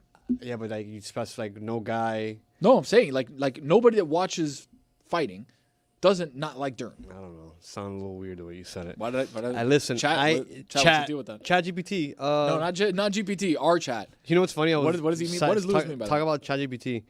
I was writing like a blurb for like me and Donnie's like photography website. Does this have to tie in with Mackenzie Dern at all? Like not like you're gonna get mad of how stupid this is. Okay. And I typed the blurb in. Donnie's like, "Oh, put it into ChatGPT and like have it like write like a little blurb, and then like you like rewrite it, like humanize it." Right. So I get the blurb. It gave me a blurb. It sounded ChatGPT, and then I copy pasted it and I repasted it and be like, "But less ChatGPT," and then it gave it to me back, and it was less ChatGPT. It was still robot. And that just so you reminded me of that, and so I'm glad that I completely wasted your time with that story. No, I don't think so. I think like when someone vacates a title, the next fight, like it's never. I don't find it to always be that exciting, and it's because it's like the way the transference of it is like it's. I don't know. It's okay, but I think it's uncalled for. As an example, Ilia Topuria moved up, right, from feather to lightweight, right? We had Alex Volkanovski, we had Diego Lopez fight for the title. One of the most juiced weight divisions that we have. Correct. Okay. With juice fighters, in the sense of like people care about Diego Lopez, people care about fun fighters to Volkanovski, watch. one of the greatest featherweights of all time. Nice guy. We interviewed him. Correct. But with that, it's like, yes, I understand that there's a vacuum because you do not have a de facto champion, right? You're trying to find a champion within what it is that you're doing at the division. But it just feels like the division is slacking outside of Zhang Weili. When Zhang Weili and Rose Namajunas were fighting, like that division had juice. I'm gonna go through the division. Okay, when it happened to the heavyweights men. The men's a heavyweight. Why did you say it like that? Because you know how I am, dude. I'm stupid. All right. When it happened to the heavyweight men's, right? What was your feeling then? Well, was that fight any good coming into it? The answer is no. Yes, I was excited for it. For the interim championship, right? Because we didn't know what was going to happen. The interim championship. Who fought? Yes, I was there. It was Sergey Pavlovich versus Tom Aspinall. That's the Aspinall fight. And Aspinall knocked him out in 69 seconds. I remember that. So it was in Madison Square Garden. It was at a moment in the heavyweight division where we were all trying to figure out, okay, Tom's back. He's on a roll. John Jones is out there. He just beat Ciryl Gane. Like, where is this going? Where are we at? And then now we know it took this long for the next crop of fighters to come up and fight the heavyweight division. But the Pavlovich versus Aspinall fight was exciting. That's fair. It was exciting. I remember that fight as well. I don't know. I think it's you're looking at a weight division. Like if you were to put it into a tier list, UFC's most exciting divisions. S tier, A tier, B tier. That's tough. I'd have to look at all of them. But what's the best tier? Men's division combined. Men's and women's division. The thing is, it's tough because there's to a certain point, there are no women's divisions that are that high, right? Like, there's no lightweight division. That's fine, but give them everything that they have. Like, I would say, okay, what's the least interesting men's division? Least interesting men's division. Is it featherweight? No, Is it featherweight's bantamweight? locked. No, bantamweight's locked in. Lightweight is locked in. Middleweight. Medium weight. Middleweight is still good. Light heavy, I'd say is a little slacking. Heavyweight's a little slacking. Flyweight men's, okay. Pantoja has kind of a hold in that division for a little bit. Yeah, but okay, if you tell me the best, it's lightweight, I think. Okay, so Pantoja, 55's men's is the best division in UFC. fair. Pantoja has had a vice grip and has a historical run in his division, and yet it's the worst ranked men's division off the top of your head. Least interesting division in men's side is where a fighter has been historically dominant. But I can say the same thing about light heavy, right? Like, Pereira's been the champ at light heavy, won it again, lost it, then won it again. That's fine. But, like, that division also is kind of whatever. But my point in saying that is, like, you have, go back to the quote. It being most insignificant title fight in history. Yeah, it's okay. Like, congrats. Like, you're cherry picking. I'm gonna look at the rankings here. Oh, I got stuck on my beard. All right, let's see. Women's strawweight. Obviously, we know Zhang Weili is no longer there. She moves up to fight Valentina Shevchenko in the flyweight division. Tatiana Suarez, she's gone. She had just recently lost.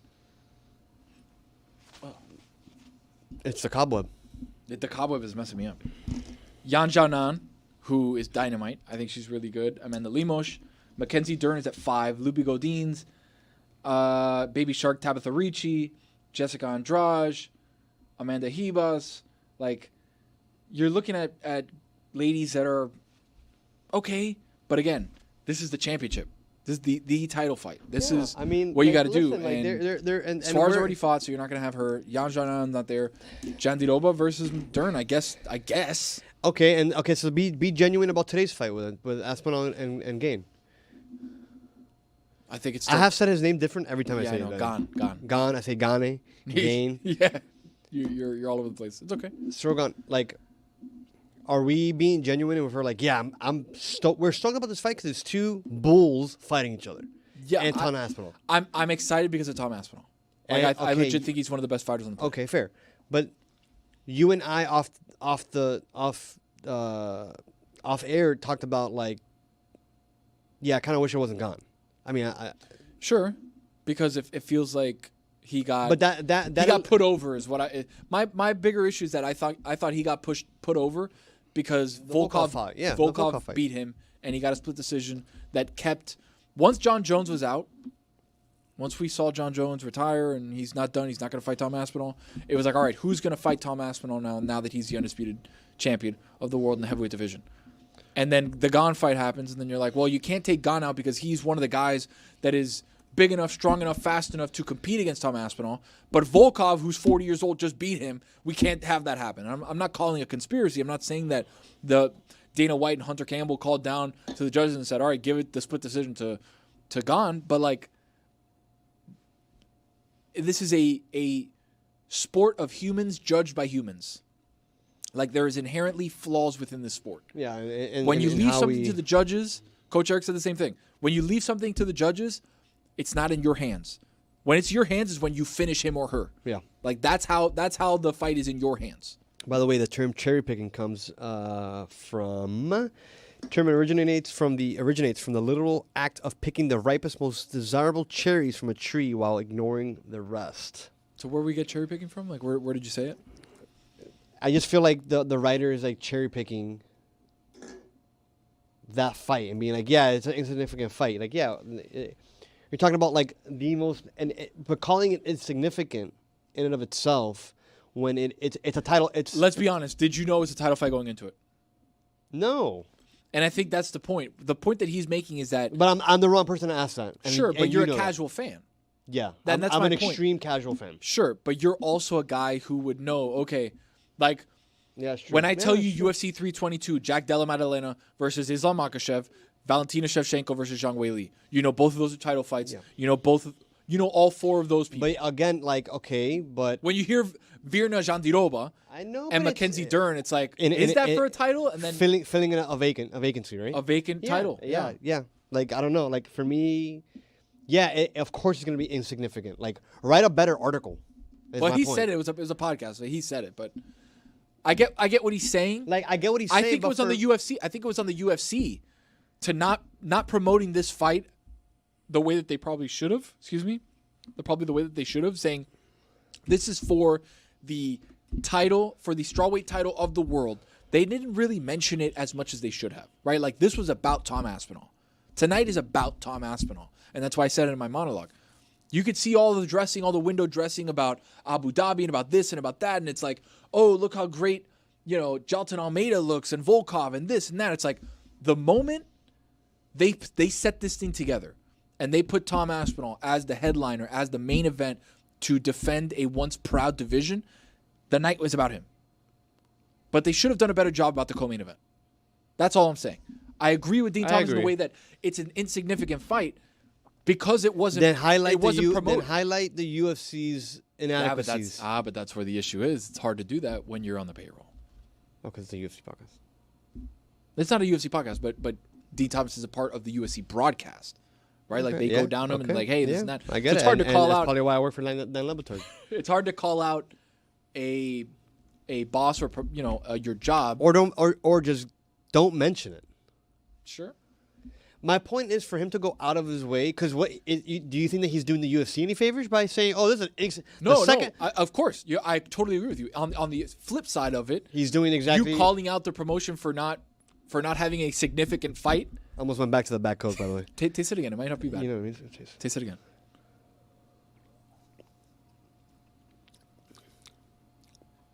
I don't know, man. What do you think it tastes like? I don't know. It doesn't Does it taste like Coke? Not really, dude. I'm not gonna lie to you, bro. Okay. It's kind of freaking. It tastes like Czech. Like Winn-Dixie. Dude, Winn-Dixie. Okay, so where I grew up, West Kendall. Mm-hmm. There's a big one over there. I saw a massive. They're Fresco y Mas now. Hold on. At least the one that I grew up by. Hold on. Because I moved when I was. Newsroom. Get my wife in here. Oh boy. Get my wife in here. Yeah. Oh boy, I don't know. Yeah, she'll be fine. Just Yeah. Too many kids. Jason's not gonna take the shot. Thank you, Jason. But I do need my wife in here. I know she can hear me. Just come into the room. Sorry, I don't talk to her like that. I just try to be funny in front of my friends, and she's gonna yell at me later. Oh so boy. Oh boy. Here she comes. Here she comes. Oh yeah. Oh my God. She's on. Okay, she's here. Babe, where was that massive Winn-Dixie that we saw? Guys, if you're from Miami, no, I could not. I needed to do the whole thing because I have no stream, so I'm trying to filibuster. No, we do have a stream. We're back. We're back. We're waiting on the tail of the tape right now. Mackenzie Dern. You're gonna ask her about the giant Winn-Dixie when we're about to fight. Bro, okay, Miamians. When was the last time you saw Winn-Dixie? Bro, I saw literally There's a Walmart super center sized Winn-Dixie in the middle of Coral Gables. I was like, huh? In the middle of the Gables? Bro, I promise you in the middle of the where Gables. and where? Papito, I don't know. I have my wife. She just told me about around the Grove. Bro, this pelusa, it has like baby hairs in my eyeballs. I'm suffering. Hey, you have to wear that at Flanny's on Thursday. I'm not wearing, bro, I said I'm not going to wear anything on Flanagan's. Hey, it's a costume contest. You have to wear something. I'm going to lose. No. I'm going to come dressed as Billy. That's actually funny. And come in pajama. That's actually funny, dude. So yeah, bro, they made like a super center Winn-Dixie, and I was like, what? Like, dude, I thought you were out of business. But going back to that, yeah, I think that whole conversation, like, he's also not helping himself because he's like, oh, this is a crappy second to last fight, co-main event, insignificant fight. Okay, yeah, no shit. It's a vacated title, like they're fitting it in, like, and you're fighting number 1 against number 5. Yeah, like, relax, bro. I'm not even mad at him. I just, I'm just like juiced all of a sudden. It's like. That's a bad take. Not mine. That guy's take. Yeah. Mackenzie Dern versus Brazil, Virna El Fala. Jandiroba. El Fala Pouquinho, bro. Oh, my boy Banner. Bruce Banner. Bruce Buffer. Hyping Mackenzie Dern up. Are you confirmed? Are you confirmed seeing what's going on over there?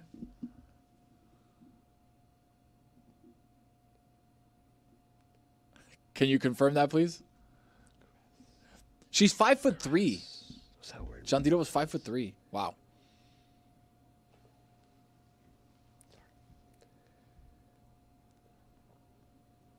Dude, 5'3" is small. Bro, as I showed 5'3" Nini is once small. in my rib cage and put my left lung in my right ear.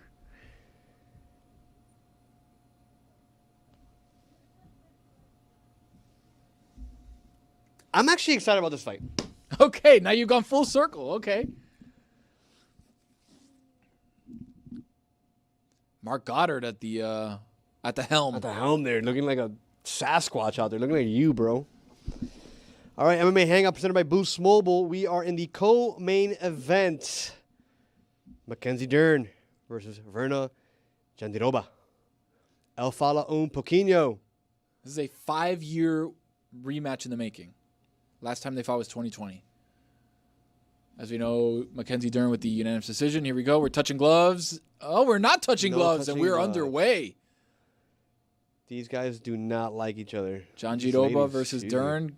Good exchange of kicks early. Now, both of these ladies are world-class jiu-jitsu artists, so we'll see what happens when things do go to the ground. Who's going to have the advantage? Because it's very, very similar from a jiu-jitsu perspective. Ooh, Mackenzie Ooh, throwing little flurry. tough early. Nice little flurry. Little high kick from Jandiroba. Mackenzie Dern looks like she has the reach advantage here. Yeah, a little bit of a reach advantage. Ooh, water. Jandiroba's quick though. She's very precise. She's able to get into the pocket. Good low kick from Jandiroba. Oh, Yeah, insignificant fight, Big but it's going to be clash there. electric. It's going to be electric. big clash.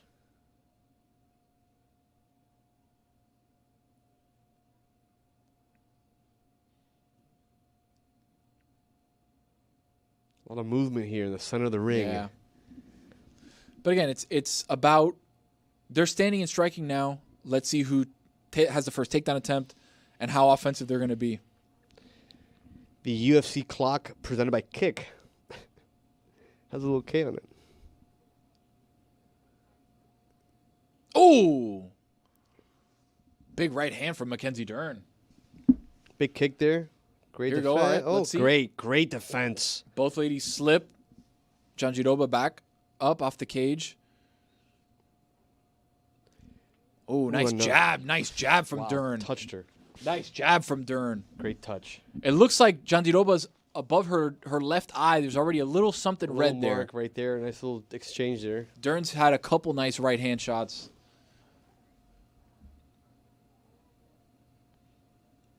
Nice low kick from Jandiroba. Good slip. Good middle. Good body kick there. All right, first takedown attempt. Let's see. Jandiroba gets her down. That's it. Good double leg. Let's see. Now that they're against the cage, let's see what Mackenzie Dern decides to do here. This clock is true for the fans at home. Yeah, now both ladies trying to pull her back in, trying to. Let's see here. Mackenzie's nose area. Yeah, she got hit a Touched. couple times. Jandiroba's got her leg. Jandiroba's left side of her face is. Yeah, I'm telling you, she got touched up there by some right hands of Mackenzie Dern. My face is itchy. Mackenzie would like to get Mackenzie's up. there sitting there like, all right, you want to go? Let's go. She's waiting in her guard.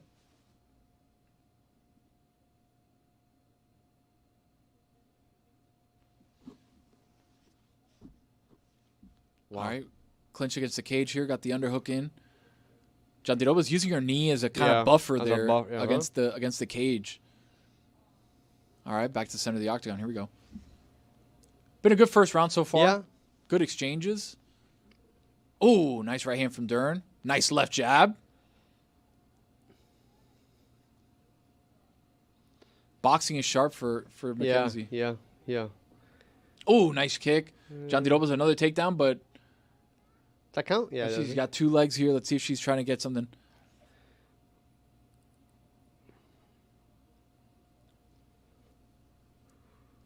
No offense from the ground right now from Jandiroba. Let's see if she's going to try to do something. Minute left here in the first round. She's getting some play calls from her coach there. See what the program. And Mackenzie seems fine to just kind of sit there and be like, all right, if you're not going to do anything, I'll just sit here and get some air. Ooh, nice little flurry of slaps. They weren't even punches, right? They were like open hand slaps from Mackenzie Dern.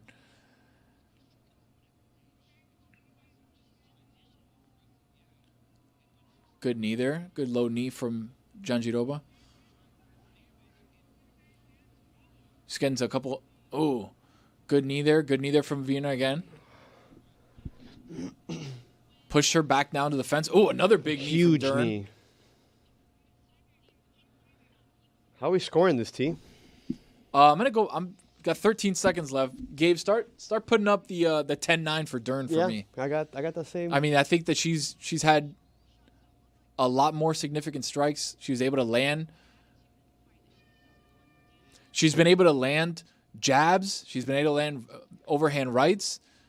Anytime that she's been taken down, she's been able to get back up. Jandiroba's not really doing anything offensively from the ground, and Dern's like, all right, if you're not going to do anything, perfect. I'm just going to sit here. Once we get back up, I'm going to piece you up with boxing. Yeah, so give me Dern 10-9. Yeah. If you're listening to program audio, they're doing like they're feeding the audio of the coaches talking, but in Portuguese. Yeah. Gaze. And Adam Gaze. Adam Gaze. But the guy who's doing the translation in English sounds like Calais Campbell. It's like even though she got the double leg there, she just kind of sat down on her and was like, all right, if you're not going to do anything here, like I'll be content just sitting here. All right, second round about to be underway.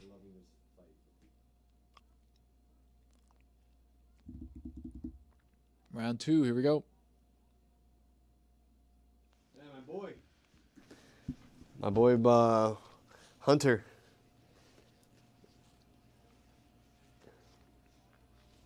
Ooh.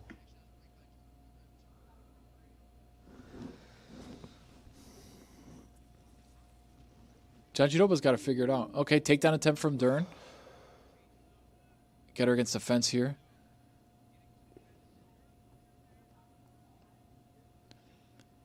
She's got to grab those legs. Try to.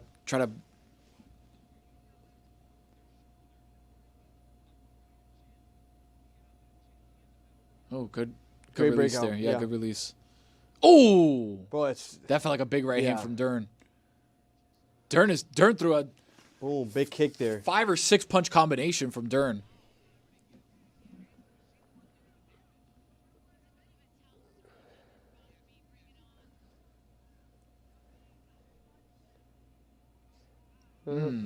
Just little right hand from Jandiroba. Dern looks like she's just getting whatever she Ooh, wants. big so, overhand right from Jandiroba. Yep. Ooh. Is that a tooth?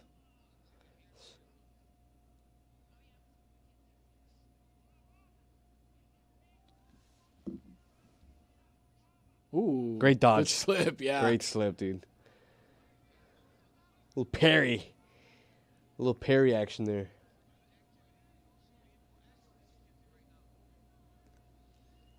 Yeah, good call by DC is She's just being active. Yeah, her feet. Boom, great takedown. Takedown attempt. Here we go. It's a momentum on the ground shifter. now, and That now looked like a we'll- momentum shifter there. The dude. game within the game here. Let's see offensively what they can do.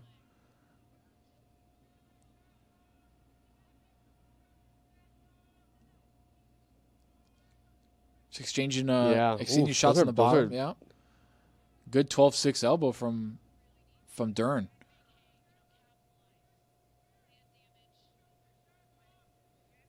Let's see if Dern is going to try something offensive from her back. Ooh. Ooh.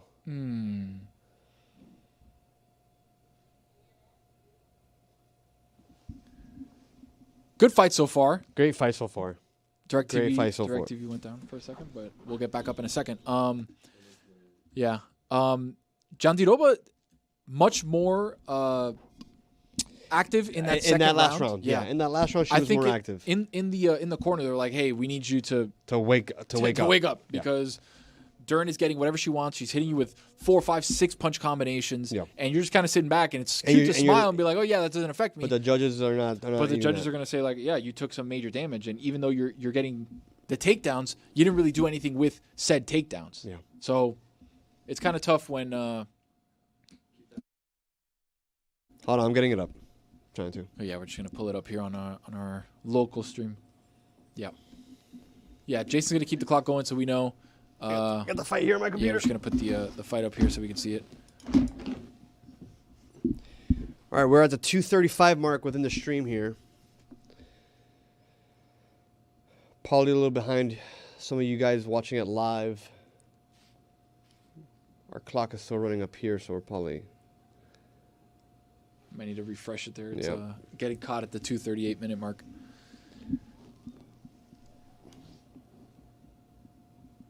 We also got Vandy versus Mizzou just kicked off a little while ago. 0-0 in the first. All right, we're at the 2:15 mark here. Still round 2. Oh. Stream is jumping on that side a little bit. Looks like Keep the clock rolling on our side. The AWS server takedowns are affecting everybody here at the station. Let's see what happens in the in the second round. We're gonna have to rely on the chat here to give us the score for round 2. Even though it feels like the active Jandiroba probably will get the better of a Dern. The better of the Dern, output for the round. MMA Hangout is presented by Boost Mobile. Thank you. I was gonna say, you say that more when we are out of the studio, like when we're on location at Casa Tiki. I feel like you say it more.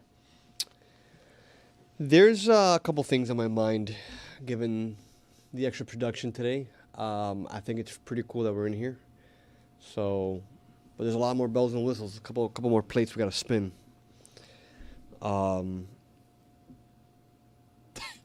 Yeah, Rough Riders right here. Rough Rider, by the way, the first hip hop song I ever heard in my life by DMX. Rough Riders. I'm gonna update a little bit of the. Yeah, I'm stuck in college football. I'm in a purgatory 215 loop. 2:15 left in the second round for the last 15 years. All right, we got Alabama, South Carolina. 7 minutes left in the first. South Carolina up 3-0. What's up with Oklahoma? Mizzou, Vanderbilt, still 0-0. Iowa State up 10-7 on number 11 BYU. Indiana beat UCLA by 50. Georgia Tech beat Syracuse by 30-something, by 20-something. Virginia escapes North Carolina 17-16. Ole Miss beat Oklahoma 34-26. Let's see, what other big games we got? Miami Stanford tonight, obviously 7 o'clock. Big one over in Death Valley, Texas A&M LSU. What's Miami ranked at? Miami is 9. Number 3 ranked Texas A&M versus 20th ranked LSU tonight, 7:30. Keep an eye on that one.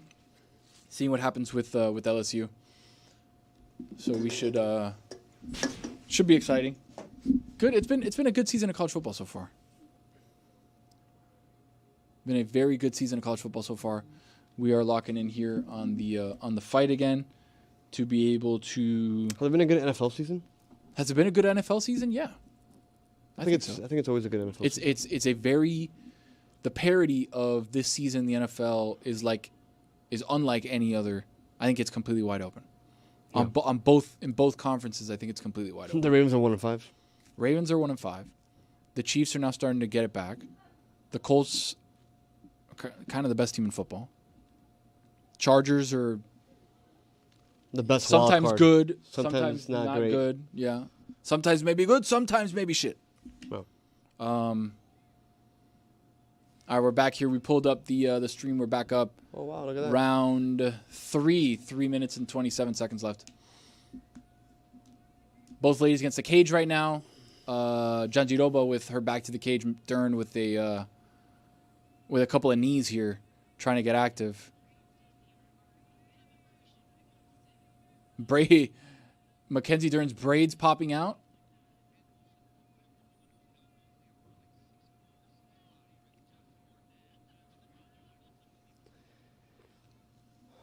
There we go. Okay, we're back. See some stand-up. Back standing up. Looks like Dern is taking some damage for sure.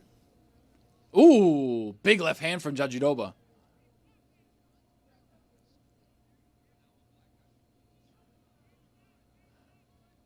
Good low kick from Dern.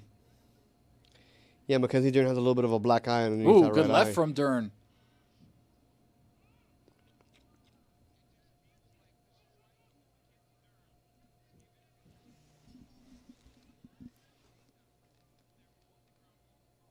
Jandiroba against the fence here. Dern kind of taking a breath here. You could tell that she's gasping for air, trying to get her cardio back up.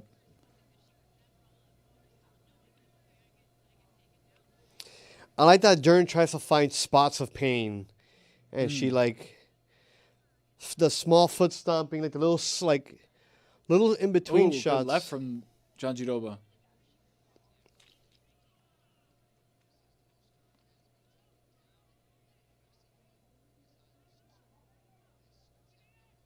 Annika just said it on the broadcast. It's the most she's been taken down ever in her career. But again, takedowns we saw from the Almeida versus Volkov fight. It's okay. The takedowns are fine if you do something with it, right? Yeah. Couple of good 12-6 elbows from Dern too.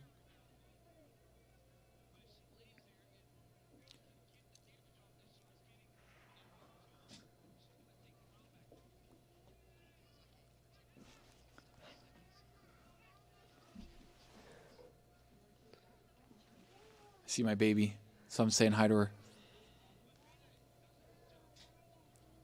She can go in there.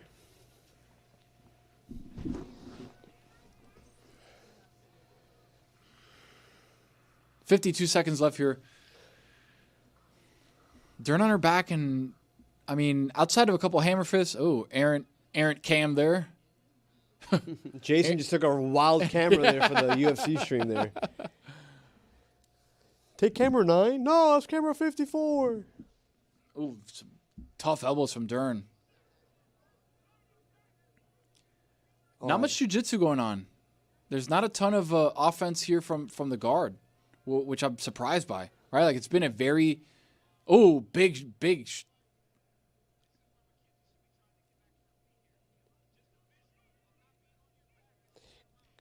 Yeah, you can't kick in the face like that, huh?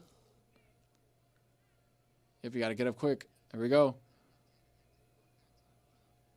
Ooh, nice little shot there to end the round for Jandiroba. All right, we're in the championship rounds now. These ladies, first title fight for both of them. Yeah.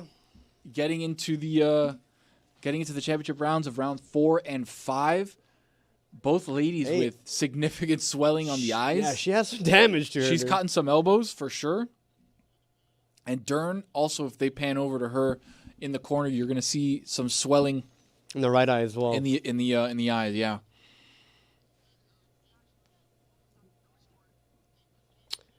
That one's tough because Lou, what do you think of scoring wise? We caught it halfway. We caught it halfway. Question marks, Gabe. Wow, question marks. Question marks. Question marks for round 3. And round 2, we got halfway through round 2 as well. So if I put those together... we got 2 question marks. It's 10-9 Dern still. 10-9. It just feels like from the damage that they've both taken, it's close, right? Like I feel like we're splitting hairs if we call it 10-9. 10-9. Yeah. I get. Yeah, there you go. There you go. That 10 updated there, and the question mark under it. Yeah. All right, ladies are back up. Center of the octagon, exchanging blows here. They got long rounds too, Yeah, bro. yeah. 5-minute rounds are no joke, man. 5-minute rounds are no joke. Good exchange from Dern and Jandiroba. Good straight right.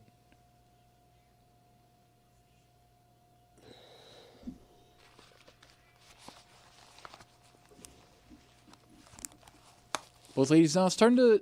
Oh, good kick to the body from Dern. Good low kick from Dern. See why Greg always has a trouble with this. With what, the headphones? Everything, bro. Like again, Robert here in the middle. Poor Robert, still waiting on my monologue. Still waiting on the monologue. So I'm looking here. 10-9 Dern in a close 29-28 Dern through 3. Looks like. So if we want to update 29-28, yeah. Pure Gold MMA has a 29-28. So, Gabe, I think we can update 29-28 Dern through 3.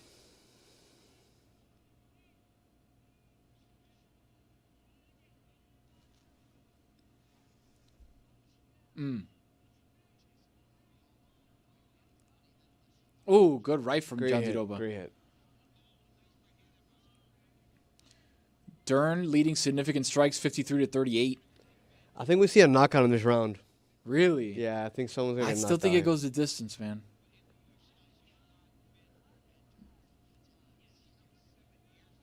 Ooh, good exchange. Great exchange. Dern with a takedown attempt. Let's see. Uh-oh. Yeah, got right under. There you go. Yeah, the underhook.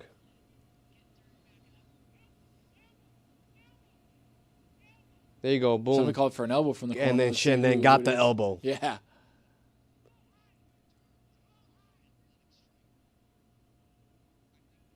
This is the part where, oh, good knee from Dern on the body. All right, they're out now. Back to the center of the octagon.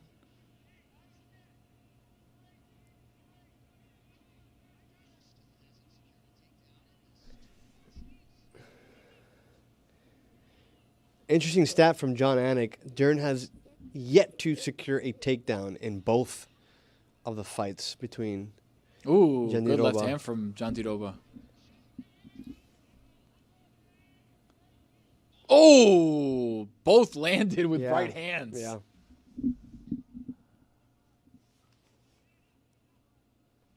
Oh, Wow, good kick big from kick. Dern to the body. Both ladies missed two on a big right hand on each.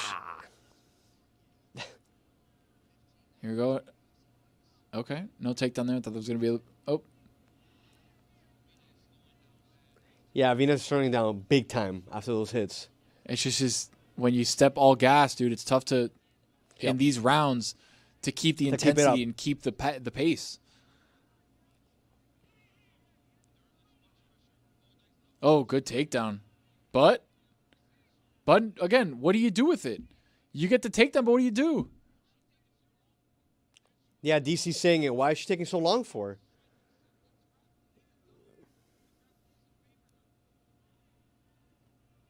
I mean, bro, if they want to keep it standing up, I'm down. Right. I'm down. But you figure dude. with these two ladies, you would have some elite level jiu-jitsu. Let's see. Mackenzie looks to have top control here. Let's see if she can do something with it. She's getting half. Let's see if she can be a little offensive here.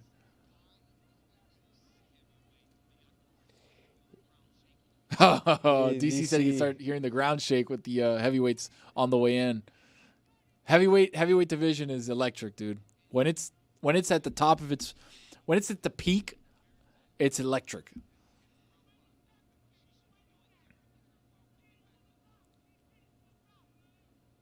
Dern is completely okay with just being like, all right, you want to do this? We'll hand fight. I'll land a couple shots. Sticks come out. Our clock is true. 3, 2, 1. All right, there's 4. 5 minutes left of the co-main event. 10-9 Dern. Wow, you give another 10-9 Dern. El Fala, man. El Fala Poquinho, bro. Ipaji. And what I'm seeing is Dern 3-1. Dern 3-1. Okay, so even though I haven't accumulated one round unseen. They're saying best 5 minutes of your life right now. That's tough, man. That's tough. What do you think about that? Best 5 minutes of my life. What do you think about that? Can you give the best 5 minutes of your life right now? I'll give you the best 5 minutes of your life, kid. Trust me. And you're lucky if it's 5. Well, in the championship round, it's 10, buddy. Guys, if you see me rubbing my eyes, I have microscopic fibers just tickling my eyelashes. Let's see here. I like that. I like it. No decisions. Don't give them any ideas of who won this fight. All right. I'm putting the goggles on for this one. Round 5 coming up right now. Is that math right? Yeah, right? 10, 9, 39, 37. Okay. 39, 37. It is. 39, 37 through 4. Let's see. That's how we're scoring it. They know. Ooh. Yeah, they need to go out banging now. Both ladies got to come out swinging right now. Live odds on DraftKings, minus 425 for Mackenzie Dern. Let's see if that swings in the 5th and final round for the strawweight main event. Big right hand from Jandiroba. Yeah, but Dern responded. Ooh, nice right hand from Dern again. Ooh. Dern almost got that underhook Bro, too. hey, they're exchanging right now. They know what's up. All right. Takedown attempt here from Jandiroba. Getting my goggles ready for the heavyweight fight. It's like you looking at, you remember, I don't know if you saw it or not, Oppenheimer, where he's inside of the little base and he's got the goggles on, but he sees the atomic bomb. The light is so bright that he's like. I did not see Oppenheimer, but I did see that scene. I know. I immediately when I asked you, I was just like, nah, he didn't see it. I didn't see it. You know how I know you didn't see it? This face.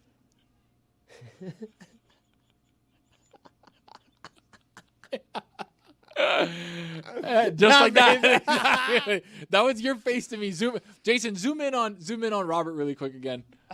Zoom in on him. This was the face when I asked Lewis, have you seen Oppenheimer? And he doesn't want to tell me no, but he's like, I'm like, oh, the scene where he drops the atomic bomb in the desert and they're testing it. Lewis, did you see it? All right. Okay, for sure. Thank you, buddy. Thank you for the support. What do you want me to do? Oh, no. Oh, no. Man. They don't want us to watch Mackenzie Dern. They don't want us to be great, dude. Let's be great, dude. That's what I'm saying. You were. I had said that you were afraid of being great earlier. I said that you were afraid of being great earlier because you didn't take the buzzer and shave your mustache. Yeah. Totally afraid to be great because I didn't shave my fucking mustache, dude. Flag guy, dude. And you know that. Lewis, did you see Oppenheimer in the scene where he gets the atomic bomb? Did you see it? He puts on the goggles, Lewis. Did you see it? Take skeleton. Yeah. Lewis, when I asked Lewis if he's seen any movie or TV show ever in the history of the planet, I've seen Dexter all 3 seasons. That shit was ass, bro. There's actually like 6 seasons. The first 2 seasons are great. And we actually saw Dexter. We saw Dexter.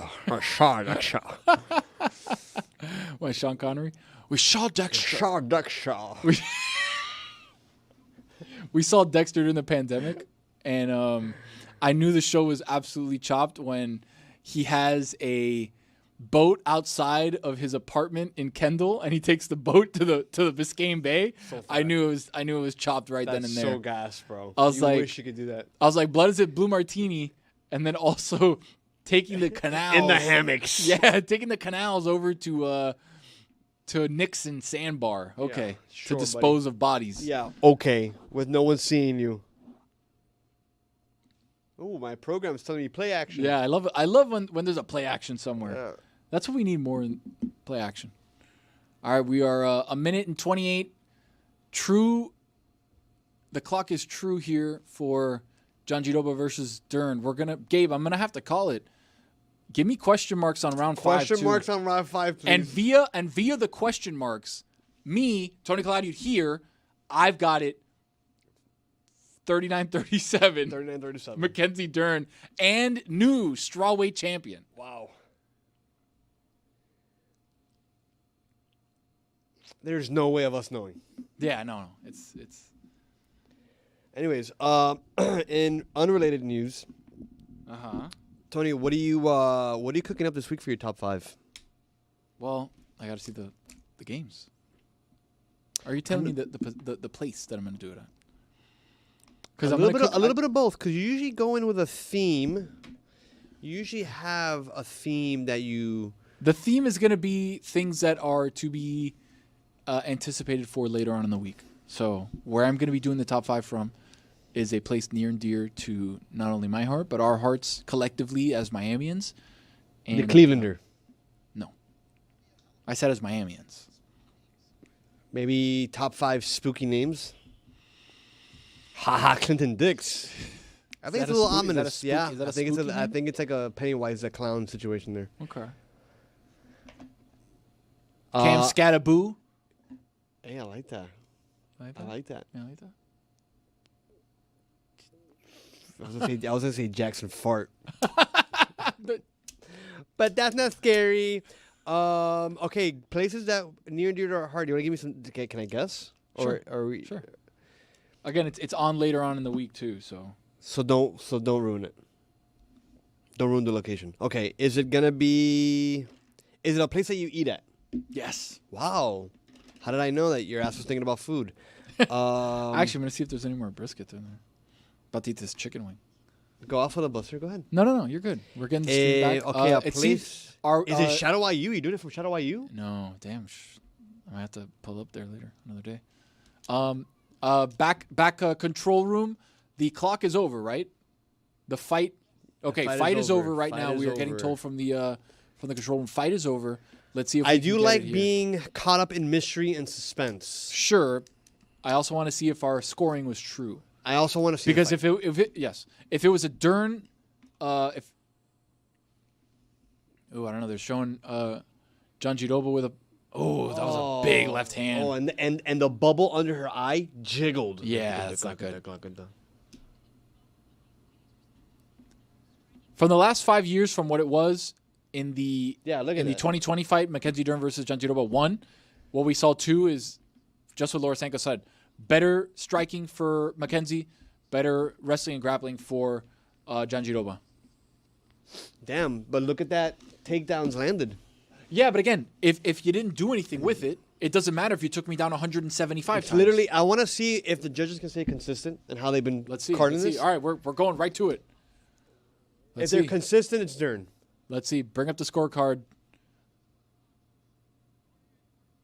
Ooh. Wow. 49-46, one of the judges. Let's see. And new. Strawweight Championship of the World.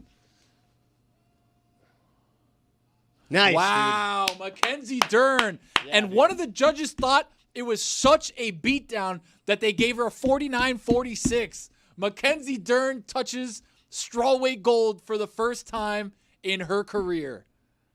Wow. Congratulations, Mackenzie what Dern. a win for Mackenzie Dern. This has been a long road, and she finally gets the belt. Wow.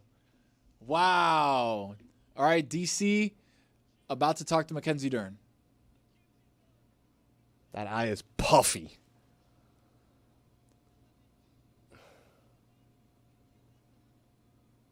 She says it feels amazing. Yeah.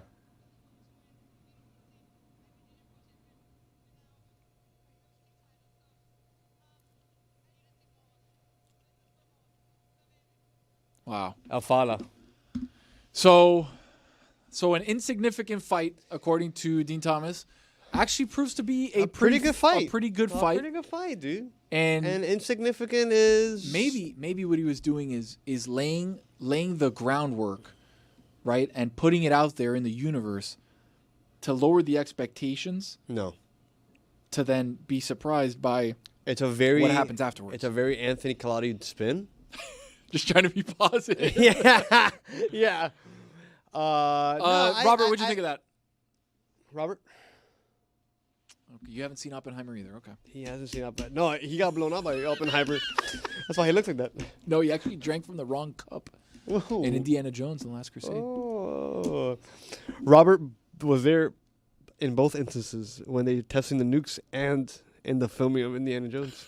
Oh, I thought you were going to say in the chamber. In the building chamber. of the building of the chamber. Have you seen Indiana Jones? Bro, what do you think? Again, thank you. It's like, do you remember when he had to do the leap of faith? Lewis? No. Do you remember? Lewis, how about when Sean Connery, his dad, gets shot by the Nazis? Do you remember that? I remember the only scene I remember of Indiana Jones. You remember when he has to fight for the knight from the Knights Templar, who's been there from the beginning because he had the Fountain of Youth, and he has to drink from the cup of life, which is the Holy Grail. And Indiana Jones has to pick which one is the Holy Grail. And the Nazi guy comes in and is like, "This surely is a cup fit for a king." And he takes out this golden bejeweled cup, and then the knight says, "You chose poorly." And then the Nazi ends up looking like that. You don't remember that? No, I don't remember that. What I do remember from Indiana Jones, Dude, and it might not even be Indiana Jones. You're sickening. Is like a scene where he's like surrounded by like sultans, and he has to like fight one with a sword, and he kills them. Yeah, okay. What Yes. what was that? No, that's actually A good scene? It's not. So he's in an Egyptian market, and Yes. the Egyptian like militia, Like he's still contracted by the Nazis, are supposed to try and kill Indiana Jones. Oh, I thought he but then stole they're like a all around grapefruit. him with like a knife, with like all the knives and swords or whatever. And then the big guy comes out. It's a scimitar is what that. Yeah, whatever. So then the big guy comes out with this thing. Yeah. And then Indy just takes out his gun and shoots him. Yeah. That's what you're talking about? That's exactly what I'm talking about. I've seen like Star Wars, all the Star Wars. That's not what I asked, though. Have you seen Star Wars? Yeah. But do you like Star Wars? Yeah, sure. Harry Potter. No, You haven't seen the Harry Potters? not a second of it. Why? Because I just don't care. Your wife has. My wife loves it and is upset and is probably screaming in the other room right now that I don't like it. Dania has a Harry Potter. My wife has a Harry Potter tattoo on her ribcage. Do you know that? I know. I don't know that. She has that Deathly Hallows triangle on her ribcage. Okay. Yeah, I've seen the Harry Potters. I've seen other good movies. Oh, bro, the only movie that I needed to watch when I was a kid, I was too young watching this movie. I was 6 years old when I first saw it. Saving Private Ryan. Okay. Made me But a again, patriot. none of those, sure. Made me a patriot. Sure, but none of those are. Then I was watching like Band of Brothers and I was 8. Like, Sure, no but reason none of to those do that. are what I was talking about, which is Indiana Jones. God bless America. Thank you, Jason. Great line. Jason just reminded me of my Zagaki. Okay, so to tie a bow on the Indiana Jones situation, Indy chooses the right Holy Grail, which is a humble carpenter's Holy Grail, which is just like a brass cup. It's right? it's an allegory for Jesus. So Yeah. that's what happens. So you don't have to watch the movie. I've seen. He ends up taking it back past the what's it called? There's like a certain thing that the knight said you can't take the Holy Grail past this because then it'll like blow up. everything will blow up. So it was like the holy. It was like the holy of holies, literally. Kind of, but the Knights Templar guy was the one protecting it. So he gets over the line where he's not supposed to pass. Right, booby traps are flying. He's trying to get out. The thing is starting to crumble, and the lady that was with him, who was a double agent working for the Nazis, but then fell into like this like cavern, and then she's like, "Indy, like help me!" So Indy's holding her up, but she also has her other hand that can almost reach the Holy Grail, which is also the Fountain of Life, Fountain of Youth, or whatever. You can live forever. So they get it, and she's like about to get it, and then Indy's like, "No, like don't do it." She goes to grab it. She falls down this pit, and we don't know where she ends up. But at that point, Sean Connery, Indiana Jones' dad, Dr. Jones, comes in and is holding him. And then he goes to do the same thing, and he's like, "Indy, let it go." And then he learns and lets it go. And then So the fountain, the Grail goes down the pit. the Grail goes down the pit, lost forever in time. but not before they used the Holy Grail in the water in the Holy Grail to save Sean Connery's life because of the bullet wound. They put the water They just poured it in. on the bullet wound, and it was like Alka-Seltzer. It's fizzled in and healed it. Fizzled in and healed it. Wow. Dude, I think you would like Indiana Jones, dude. I think I would. You know, I like that. I've seen all the Lord of the Rings. Again, don't care. Great movies, though. Sure. Is it because it's fantasy and you don't like that? Anything with like wizards and like Fire. Gangster. Like I'm good. You don't like guys casting spells? No. Dragons being ridden. Anything with dragons, out. Anything medieval times, out. What? Anything with wizards, Kingdom out. of Heaven. No, Kingdom of Heaven's fire. Kingdom of Heaven's The fire. Crusades.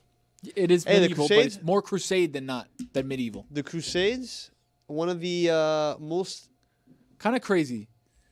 misunderstood historical moments I get told I suck from the other room because of the Harry Potter take. because the Harry Potter take, the Lord of the Rings take. Oh, she doesn't care about that. Okay. Harry Potter take. They're all crazy. Harry Potter take for sure. Yeah. Well, The Crusades, the Kingdom of Heaven movie was a great movie.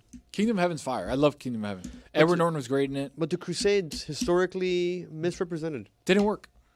No, the Crusades failed. Yeah, they didn't work. They were repelling What they were Islamic trying to do. invasion. Right. Yeah, but it's painted as Them trying to spread Christianity when in fact yes, they weren't correct. doing It was a repulsion. right. But it failed 3 times. Didn't work. Or Yeah, did it? Well, we are on On watch. to the next fight. We are on watch right now for the heavyweight championship of the world. Tom Aspinall is probably one of the fastest heavyweights in history. I felt like Strongest. he went is a from complete obscurity. package. Like he came from obscurity, He- fought a few times, and then Yeah, again, he was supposed to be the next. I don't that want to next say thing. it. I don't want to say it, but I feel like I have to say it. I like him. I saw the this was on my chair, by the way. Jason, zoom in on this. It's a cucaracha. I had this, but they're all over the place, and it was like on my chair, and it really made my heart like. How about this one right drop. here? What? There's oh, one this right one. here. Oh, one underneath. No, A hanging one. I thought you were flicking me off. Hey, how about this one right here? What was I saying? That was important. Oh, Tom I Aspinall. don't want to say it. I like him. I saw the video package that they're running right now. I saw it. I saw that one. I saw the first one, the third one, the fifth one, and the entirety of it. Okay, Where's the camera? right there. I need eyes locked in on the camera. That one probably over there. They're Where am checking I on at? the boys' watch here. Let's go. Is Little mood it swatch. this one here? Yeah, no, straight away. This right one there. here. That one. Industry plant. Tom Aspinall. Tom Industry Aspinall is an plant? industry plant. That is a Dana White plant. How about that right there? How about that one? That cucaracha right there. I think Tom Aspinall is a guy who is just he's undeniable, right? And I said it in the monologue. You want me to throw this away in this cover? Yeah, it's driving me nuts. It's a cucaracha. You're worried the cucaracha is Yeah, going to the real cucaracha is gonna come out. It's like my kids wanting to eat in their bed. I'm like, are you out of your mind? Are you scared of cucarachas? Are you the, Not scared, but like I see them and I go, oh, okay. Hey, what's up? All right. are you like Dania, come get this cucaracha? No Are way. you- Never in a 'Cause million years. some people don't like cucarachas and feel like I can never. I don't know. Maybe I'm toxic, but like me, hey, babe, there's a lizard.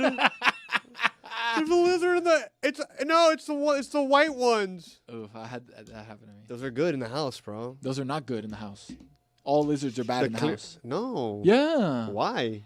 Because I don't want a creepy crawly All right, thing in my bro. house. All right, bro. Okay, You're look, right. Tony Aspinall versus Ciryl Gane. Hey, Tony. How about you Aspinall this, bro? Wow, I your don't know, kid's in the other room. Sorry, I just wanted to get the line off. Cucaracha everywhere, bro. Everything is It's tickling cobwebs. me, dude. It's cobwebs. The cobwebs are tickling me. My this is tickling me. You should have trimmed your mustache, bro. No, again, bro. I have people looking at me like I was crazy, dog. Why, dude? You just Because I look not like I don't know, man. People didn't like I looked a certain way. People are not used to that down here. nobody Yes, it happened to me at the Publix on 107 and 74th. nobody looked at you and was like, Yes, they were not. Yeah. King hit the tipo. What does this guy believe in? I'm like, I'm just here, my children. All right, Ciryl Gane making the walkout. I started giving myself a cauliflower ear. I look crazy, dude. Look kind of cool. Steve-O tried to do that. Yeah, but he was doing it didn't wrong. work. Yeah, because he was smashing. You're supposed to smash its rub. Yeah. All right, this guy's going to lose in the second round, bro. Ciryl Gane. Yeah. Yeah, Common those- house gecko. Take that when you have Yeah, it. no. I see. That's not. I don't want him in my house. That's my whole point. Oh, wait, I wait. see. It's I know on exactly what it looks preview. like. It's not on program. I Wait know, for him but they're about to take. put it on right now, and I don't want to see that at my house. Jason, take at your leisure, bro. When you got it lined up. Hemidactylus frenatus.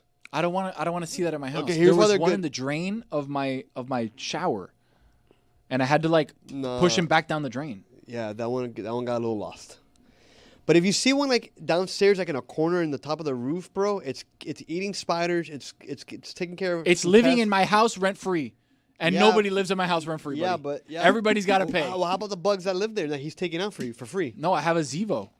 The blue thing, the light. Yeah. That shows you. That thing rides, dude. I think my That thing Zevo's rides. always racked up Stacked, with dude. death Stacked. and decay. Zevo is stacked. Zevo, whoever's running scrape there, look up Zevo. Instead of Zevo, call him Debo. The way that Debo. he just dominates my just- crib. Yeah.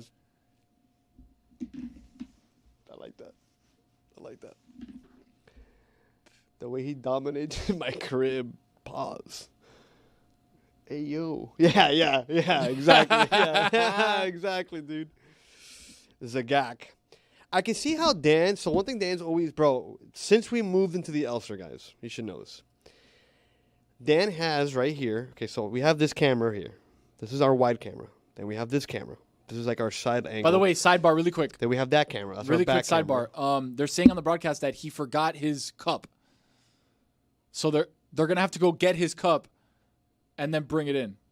And then DC said he's gonna slap everybody who forgets his cup. Okay, great. I love that. And then we have that camera right there. So you see this camera. Hold this right here. Hold on. And Actually, then take- DC also said Ciryl Gane is huge. Yeah, he looks like Myles Garrett. Jason, take preview real quick, just so I can show people what Dan sees. So Dan sees monitor, and then there's a monitor there and a monitor there. So there's 5 monitors. Yeah. So, Give me your computer really quick. okay. Sign in for me really quick. Oh, man, I'm doing a bit. You want me to sign in? Look, I can't. I'm cobbing.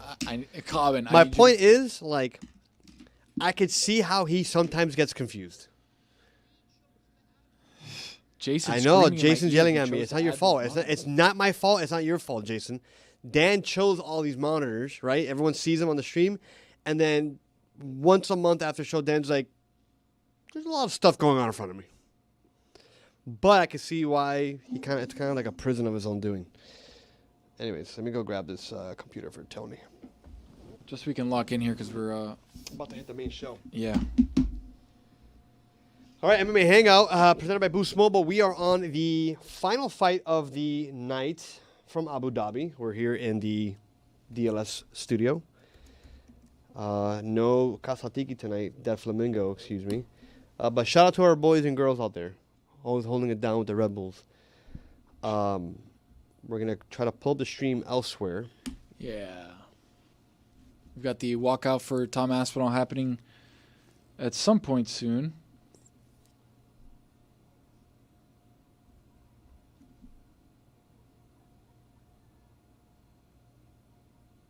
Let's see here if we can get him pulled up real quick. Sorry.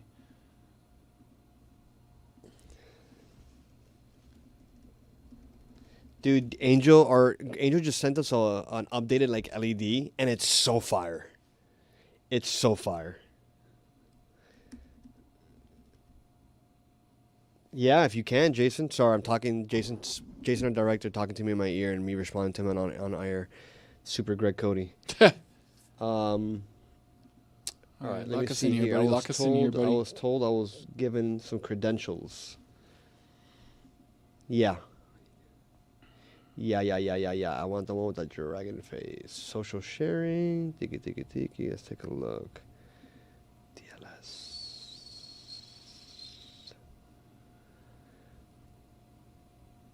All right, I'm excited for this fight, man. Let's I am excited for this fight. Let's get this. let's lock in here. Let's lock in here. Give me a second here, guys. I'll be right back. All right. Quick update across the NCAA. We've got Missouri 3, Vandy 0. which is what I'm looking at here on my screen. Tom Aspinall versus Ciryl Gane. Obviously, we told you beforehand that Gane forgot his cup, so they're going to have to go back and get that and figure that situation out. Just my daughter. How we looking, Lou? We're getting there. We're efforting. We're efforting, okay. Might need to close the door there, buddy.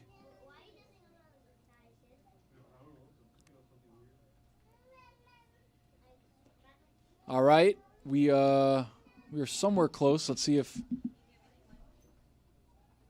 we got credentials here on our side or what. Yeah, I got it. You got them? All right. Okay, here we're locking in here. We're launching what we need to launch to make sure that we're launched on the launch points. On the launch pad. My son's out there looking at me on the TV. Why are you on TV? I'm like, yeah. Starting to get a little warm in here. TLS. Bum, bum, bum. All right, here we go. Here we go. Hopefully we are not too late on We're not too far, guys. We're not too far. Give me 1 second here, sir. I'm going to have you set up. Yeah, bro. We're problem solvers up in this piece. Lewis solving the problem, as you can see right here. I solve a lot of problems, too. I don't, it's kind of my job. I kind of made a career out of solving some issues. All right, here we go. Here we go. Hey, you got a $1.99 tip. Thank you to whoever that was who wants to. Ocho. Thank you, sir. Ocho. Yeah, come on, dude. That's tough. Yeah, that's fire. Thank you, Angel Resto, by the way. Yeah. All right, how we Angel looking, buddy? has. I need about 30 more seconds. All right, Lewis needs 30 more seconds. You want me to be honest? I'm out of 30 seconds. Yeah. Thanks. I'm all out of 30 seconds. Sorry, buddy. Okay. Walkout's still underway. Okay, yeah, here we go. Here we go. Here we go. Here we go. Here we go. Here we go. All right, Bruce Buffer. Is this LOS bad for you? No, we're good. We're just No, we're getting cooked on all angles. just Holy crap. Technology. All right, here we go. We've got Put the goggles on. We've got goggles. the Oppenheimer we got goggles. Oppenheimer. Lewis, you saw Oppenheimer? All right, Ciryl Gane with a cup. We've You got got a cup in there? Wow. that we've makes got sense. Tom Aspinall with his English Great Britain shorts. Did you see him with the With the white and red? Great British flag on? I it? like No. it. Great Britain. The English flag. The white and red one. Or And the white. blue. Oh, okay. So that's. Whatever, buddy. I don't know. I don't I'm just here to talk about the fights, baby. Hold on, I know England has like, because in the World Cup, England has like that red and white flag. I'm super ignorant when it comes to this specific topic. And the Great Britain flag has like that's the Great Britain one. It's like everybody. Yeah. All right. See, I see what you mean. See the red and white one there, but he's that's what got I'm saying. the That's what red, I'm white, saying. and blue joint. Fighting out of England. So England would The be pride of Manchester. That's Tom the red Aspinall. and white, yeah. Let's go. Let's see. Tom Aspinall. By the way, Looks like a guy from Miami. stay on with us. We're gonna do a post show. Yeah. Kind of recapping the fights. Yeah. Recapping the main event. We're gonna drop down for about 2 minutes. We'll be staying on this live stream, so just make sure you stick with us. We'll be doing a post show right after the end of the main card of the main event. We're gonna drop down for 2 minutes. We're gonna come back and just kind of talk about the night really quick. Really quick, 10 minutes. Kind of putting a bow on the evening or on the afternoon, and that way we can get everything locked in. All right. Fight Tom underway. Aspinall in his gorilla stance against the cage. We got Ciryl Gane on the other side. This is heavyweight history about to be made. Make sure it's not too loud where it gets picked up here. There we go. All right. And we are Here we go. underway. Again, Aspinall is strong. Ciryl Gane, Gane. also strong. Gane. All right, we're going to do a live time sync here. We are at 4:45, 4:44, 4:43, 42, 41, 40 here in round one of the final fight of UFC 20. Your main event, the heavyweight championship of the world, Tom Aspinall versus Ciryl Gane. MMA Hangout presented by Boost Mobile. We are mobile the way we're boosted. Tom's come out kind of with a flurry of attack, punches, kicks, has been very active in the first couple of minutes here, the first minute of the fight. Am I seeing blood already on his face? There's no way. He got caught with something on the nose. He got caught something with the nose. I think he has a nosebleed. Let me see right here. Yeah, there's blood rushing down his face. Good shot to the body there from Ciryl Gane. Takedown attempt stifled by Gane. Those are big Gets out of boys, the way. bro. Their heads are well above the barrier. Yeah. Now this is the heavyweight title of the world. This is. I don't know if there's blood yet coming out of Aspinall's nose. It's red for sure. Ooh, good big high head kick. Aspinall trying to measure. Gane still hasn't really Engaged yet. Yeah, he hasn't really shot anything to kind of put Tom on alert. The nose is red. Again, I don't know if that's from him kind of running into him or if he ran into something, if Gane hit him with a punch or... A lot of bouncing here from the gentleman.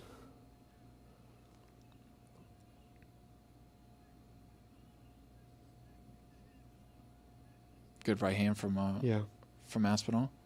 Ooh. Little slip there from Gane. We're absolutely locked in here. The Little clock is spinning back true. kick. Clock is true. For those watching from home. Wow, the silence. The silence is deafening. Yeah, The silence is deafening. a lot of guys sizing each other up. Lots of movement. Yeah, I'm waiting for Gane to start with some sort It's of action, round right? one. He's hit Aspinall with a jab to the body. Threw a couple kicks that didn't land either. I just don't think Gane wants it, dude. Good right hand from Tom. I don't think Stupid take. I was gonna let it slide. You brought it back. Tom is so fast for a heavyweight. Gane is too, but Tom is able to get in and out in a very rapid way that heavyweights are not usually fast enough to get in and then get out without being hit. And Tom is really good at that. Really good at slip, really good at his head movement. As you can see, he doesn't really stay in one place. He's very much kind of He's an bobbing active, and weaving. super Yeah. active fighter. Yeah. Yeah. Again, nothing from Gane. Just I guess But he's okay I like with kind of playing the chess game. I like Tom also being patient. Yeah, Tom's been very patient. I don't think he's overextended himself to try and knock him out in the first round. This has already gone longer than the last. Yeah, than unsustainable. The last, Yeah, this is an unsustainable pace of slowness from both fighters here. They're just messing with each other. Yep, here we go. Aspinall would have already knocked out three different other fighters guys, by now. Yeah.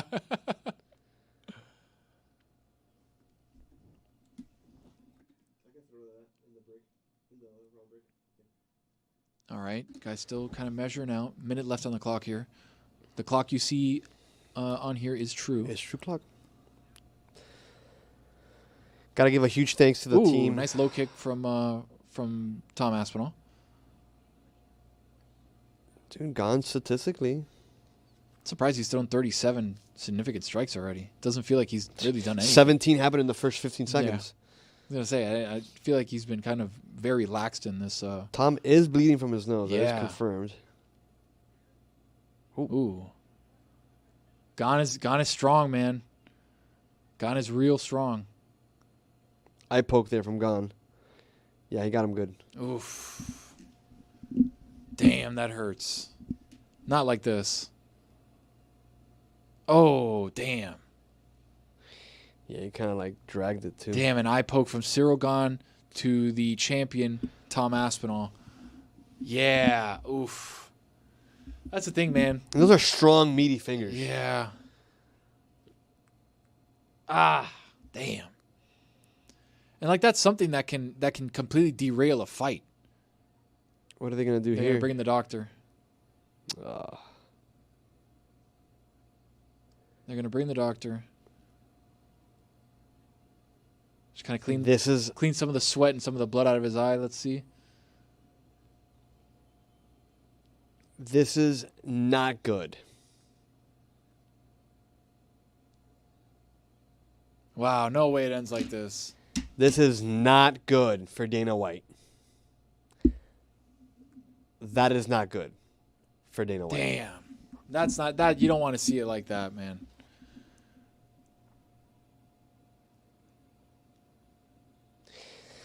Oh boy. Really, bro? Like, I don't know, man.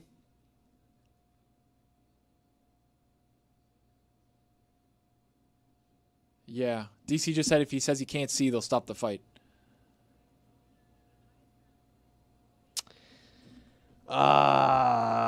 No way. It ends The like thing this, too, man. though, it's that like, look like He can't open it. what was Ciryl like? It's not even a punch. Let's see. It's not even a punch. It's not even a punch. No, it's clear. It's clear as day. Fingers in the eye. Like he goes to kick him. He's trying to parry at the same time so that he doesn't hit with a right hand counter. Yeah, watch. So here he goes with a kick. He's like, all right, let me defend this right hand counter. Boom. Open fingers in the eye. And then a drag. Open fingers in the eye with the momentum of somebody who's 6'5", 260 pounds.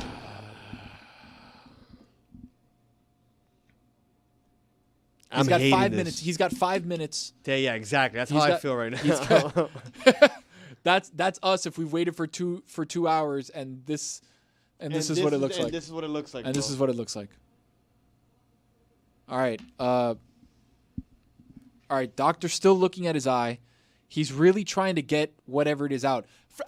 Again, I'm going to make the disclaimer. I have not been poked in the eye that hard by a 260-pound, 6'5" person who's a apex predator, athlete, killer, murderer. But I have been poked in the eye by a little kid with sharp nails, and it scratched my cornea. Scratched your cornea. And it scratched the shit out of my cornea. I remember. And it hurt for a long time. And my eye was red and swollen, and I could not see out of it for like a good day and a half, 2 days. So what he's going through now, hell. On a very small, minute, tiny little level. Could be hell. Is brutal because when it happened to me, I felt like I couldn't open my eye. You my can't eye open was your closed. eye. I've had my cornea scratched by my little brother. You cannot by an errant hangnail on a baby's finger. Correct. You don't come back from that. And Gane, I mean, there's nothing to say. Like you open hand, tried to parry, and then put fingers in the eye. And if this is how it ends, I mean, it's gonna end devastating. Like this. No, he can't. If you can't open it now, he's not gonna open it in 2 minutes. No, like it's over. They're gonna have to call the fight at some point. They're gonna rematch this fight again in a couple months. They have to, because this is nobody got hurt, nobody took any damage. A bloody nose. Bloody nose is nothing. I can hit my face on the door here. I also don't like it because Gane was actually winning that fight. I was gonna go 10-9 Gane there. Okay, regardless. Now the issue becomes, shirt is all over the place here. The issue becomes, right? They're calling it. It's over. It's over. There you go. Wow. MMA Hangout presented by Disappointment. We got an eye poke. Wow. Robert right now is all of us. Go back to Robert for a second. Yeah. Robert, how do you feel? Robert, did you see UFC 321's main event? That's the promo. Clip that, chat. Oh man, that is a brutal way to do it, man. Well, we're gonna see it now because he's gonna have to go into a post game. If that eye is crystal clear white, I'm gonna ask some questions. It's impossible. It's impossible. I'm gonna ask Tom some questions.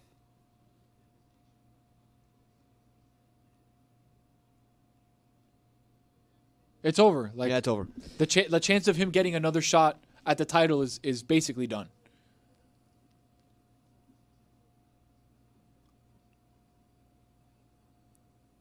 He had landed a couple shots on Tom, made his nose bleed. He looked good. He would have won that round. He looked good. But yet, when you need to know that you can't do this. And it was a full extension, and it was a hold, and he dragged. Like, can't do that, bro. Can't do that. That is bad business. Mind you, like I've never stepped into a ring. I've never been in the middle of a fight, but like, there is an expectation. You know, and it looked accidental, but it also looked like it just happened for too long. That's brutal. Yeah, he probably look. I don't think Tom is riding this as an injury. I think he legitimately has a scratch cornea or something. I'm hoping.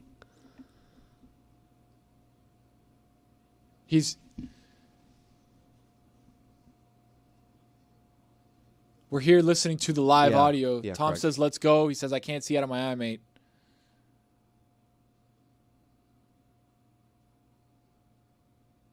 He's leaving the ring. What are they negotiating here? They have to call the fight, right? Like they have to get both guys together. They have to say like what happened, and that's what DC's about to do. They have to call the no contest. Basically, that's what they have to do. They're gonna call it a no contest, and Tom retains the belt, but like just by no contest. Ref just told him it's all about how you conduct yourself right now. It's all good. Yeah.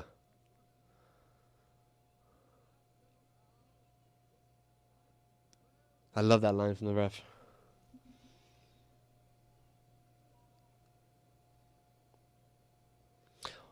What does an NC do on the record?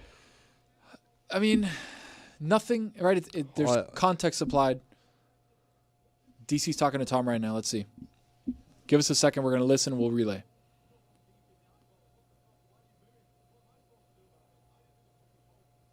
He just said he just got poked knuckle deep in the eyeball. Don't boo. I can't see.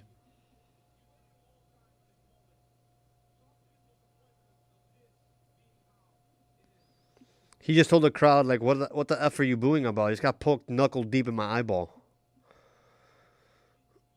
He says he's pissed off. Complete bullshit. Oh.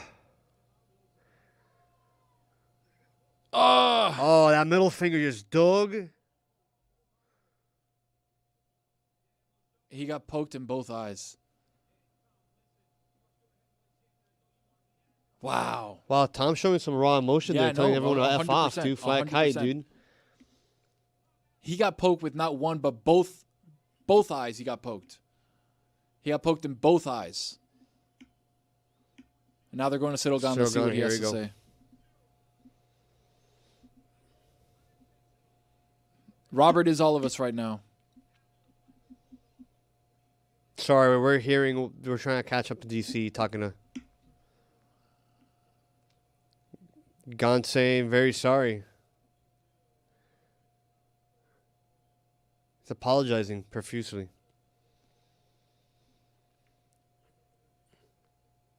It's true. Like he also doesn't want the fight to end like that. Of course not. Especially when you have a good first round. He had a great first round. He was ahead.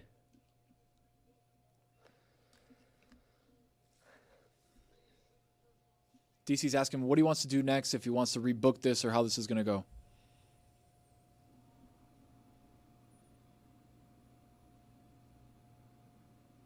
Yeah. Let's see. He's going to reply right now.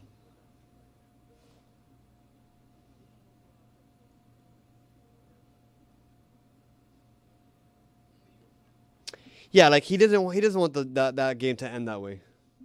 That fight, excuse me. Wow. Well,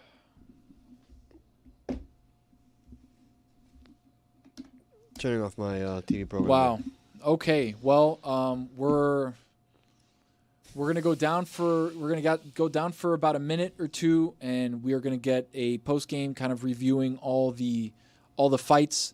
Very unfortunate way that this title fight ended. This was supposed to be and kind of already gearing up to be a great fight. A great fight, yeah. The champion was going to be down 1-0, seemingly going into a title defense, which would really be his first title fight, really, for the undisputed heavyweight title of the world. So, quick post game. We'll be back in about 2 to 3 minutes. We're going to grab some water, go to the bathroom. We'll do a quick 10-minute post game right after this. Stick with us.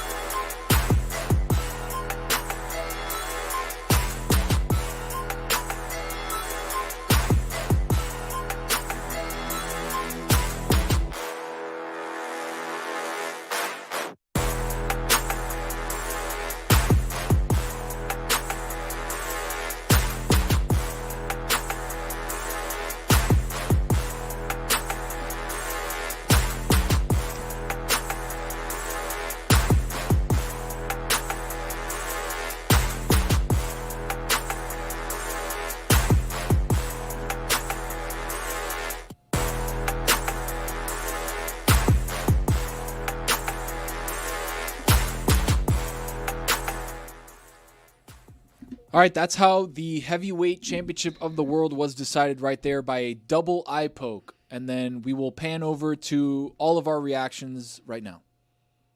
That's right. That's what it looked like. That's what it felt like when we saw a potentially really good first round. Probably would have scored at 10-9 for Gane, right? Had already bloodied up Tom's nose, had landed a couple counter strikes to Tom's aggressive. Was pacing himself well. Exactly right. Tom, the last 3 fights has ended them under 80 seconds each. And now we're looking at a fight that he was going to have to kind of fight from behind on and try to not over leverage himself, knowing that a big time counter shot could come from Ciryl Gane. And Tom went for a kick. Ciryl Gane went to kind of block it and parry. Ciryl Gane went for a kick. He tried to parry the left hand of Tom Aspinall with a counter punch that he thought was coming. And then as he continued to parry, he realized the punch wasn't going and then ended up with a double eye poke in the face of Tom Aspinall. He was given the 5 minutes. Doctors came in, tried to give him a rag to clean it up, and it just ended up not being able to be fought. And Tom said it in the post-fight interview with DC where he's like, look, I got poked in the eye, knuckle deep. The whole crowd see booing. Why are you effing booing? Yeah. Because we wanted to see a great fight. And we were all robbed of a great fight. And when something like this happens in the undercard, okay, that's life. That's the game, MMA. Especially with open gloves, that happens. When it happens on the main card, you're looking at it, it's like, that sucks. Wish it wouldn't happen, but that's part of MMA. That's part of the sport. When it happens at the main event, when it happens at a guy who was already robbed of a part of his career because of a knee injury a couple of years ago, and then has been on a furious run, was in the midst of a cold war with the UFC's greatest champion, John Jones. I like that. And then had to wait basically a year to defend his title that was given to him because of a retirement, right? You want to go out, and I said it in my monologue earlier, you want to go out and define your era for this division. This was supposed to be the fight that you were going to define your era. You're supposed to be the guy who is a Mack truck, who looks the part, who is built the part, who can hit the part. And now you get hit with another piece of adversity with an eye poke that completely takes off. We don't know how long, right? We don't know the severity of the injury. We don't know how bad this ends up being. As I look here at the postgame show, DC is talking about it. DC has also been the victim of an eye poke. He ended up fighting and was able to continue to fight, and I think won that fight. But he had a vicious eye poke. Like, this is a part of the sport that sucks, that is terrible, but it's also part of the sport. And it's terrible that we were robbed of a potentially great all-time heavyweight fight because of an eye poke. And that encapsulates the evening. It was a fun card until we got to that main event. Something was weird from the jump when Ciryl Gane forgot his cup, right? And then you had to go get the cup and find the cup and bring the cup back and this. And now an eye poke ends the heavyweight championship fight of the world. No contest. Obviously, Tom Aspinall retains his title because of the no contest. But I'm watching it now in super slow motion. And so when you see it, if Jason, I don't know if you have it still there, but you see the initial contact come in, and there's a lot of damage to one eye, but then there's like the second eye poke is like, oh, there's a second eye poke. If you look at the second eye poke, it's worse. That's the one that's worse. Because that's the one that goes knuckle deep into the eyelid. You see it in slow motion. We don't have the replay here, obviously, but I'm watching it here in the program. And yeah, it's obviously upsetting. Like, you're at this stage that I don't know, again, like, is that avoidable? Is that... With open gloves, it's not avoidable because people are always going to have their hands doing certain things, and your fingers are always going to be out in MMA gloves. Like, that's just the nature of the sport. Until they figure out a way to not have that be a part of the sport, it's a part of the sport, right? It is what it is. So just a terrible way for the main event of the evening to kind of conclude in what, all in all, was a pretty good night of fights. Pretty good card, yeah. Right? Let's some fast fights, some slow fights. But yeah, let's get to the co-main event that ended up being the last full fight we saw, which was Mackenzie Dern winning strawweight gold for the first time, beating Virna Jandiroba in a fight where both of them got touched up. Both had swelling underneath the eye. The first fight, Jandiroba versus Dern 1, happened in 2020. both fighters have evolved so much since then. Those 5 years is a huge last difference. 5 years, almost 6 years Yeah. since the fight. Mackenzie Dern was great on her feet. I thought her striking was what won her the fight. One judge had it 49-46, which is like domination. Yeah. Okay. Jandiroba had really good takedowns. Had her grappling was good. Just didn't really do it. Didn't follow through. Didn't follow through. It was the same thing we saw with Volkov and Jailton Almeida in the fight in a couple fights before. You're looking at the judges saying, all right, you got the takedown. Now what? Now what? Were you offensive? She was not. Did you try and make something happen? Her and Almeida would do an excellent job of taking down their opponents, but then would just anchor and brick it and just like do nothing with it. And like, I'm really glad that they scored both fights. One of the things I mentioned was like I was looking for some sort of consistency between how they scored the fight, because I felt the same theme in both fights, the Volkov fight and the Jandiroba Dern fight. Correct, where it was okay, like. You do, and I'm just gonna be ignorant about it, but like you do the Dagestani thing. The Dagestani guys at least follow up, Right. And like they get down there and then they're finishing, and Right. they're trying to get you in a triangle. They're trying to get you in some sort of. There's movement happening. Every decision that they make physically is a chess piece closer to the submission, where it just looked like with Almeida and Jandiroba, like that it was just okay. I got the takedown. Now what? All right, I'll figure it out now that I'm here. But can I get my points for the takedown? And it's like, yeah, I'll give you the points, but like I'm not gonna. That doesn't matter. I'm glad that those judges decided to not reward that type of fighting, because it just 100%. it doesn't finish.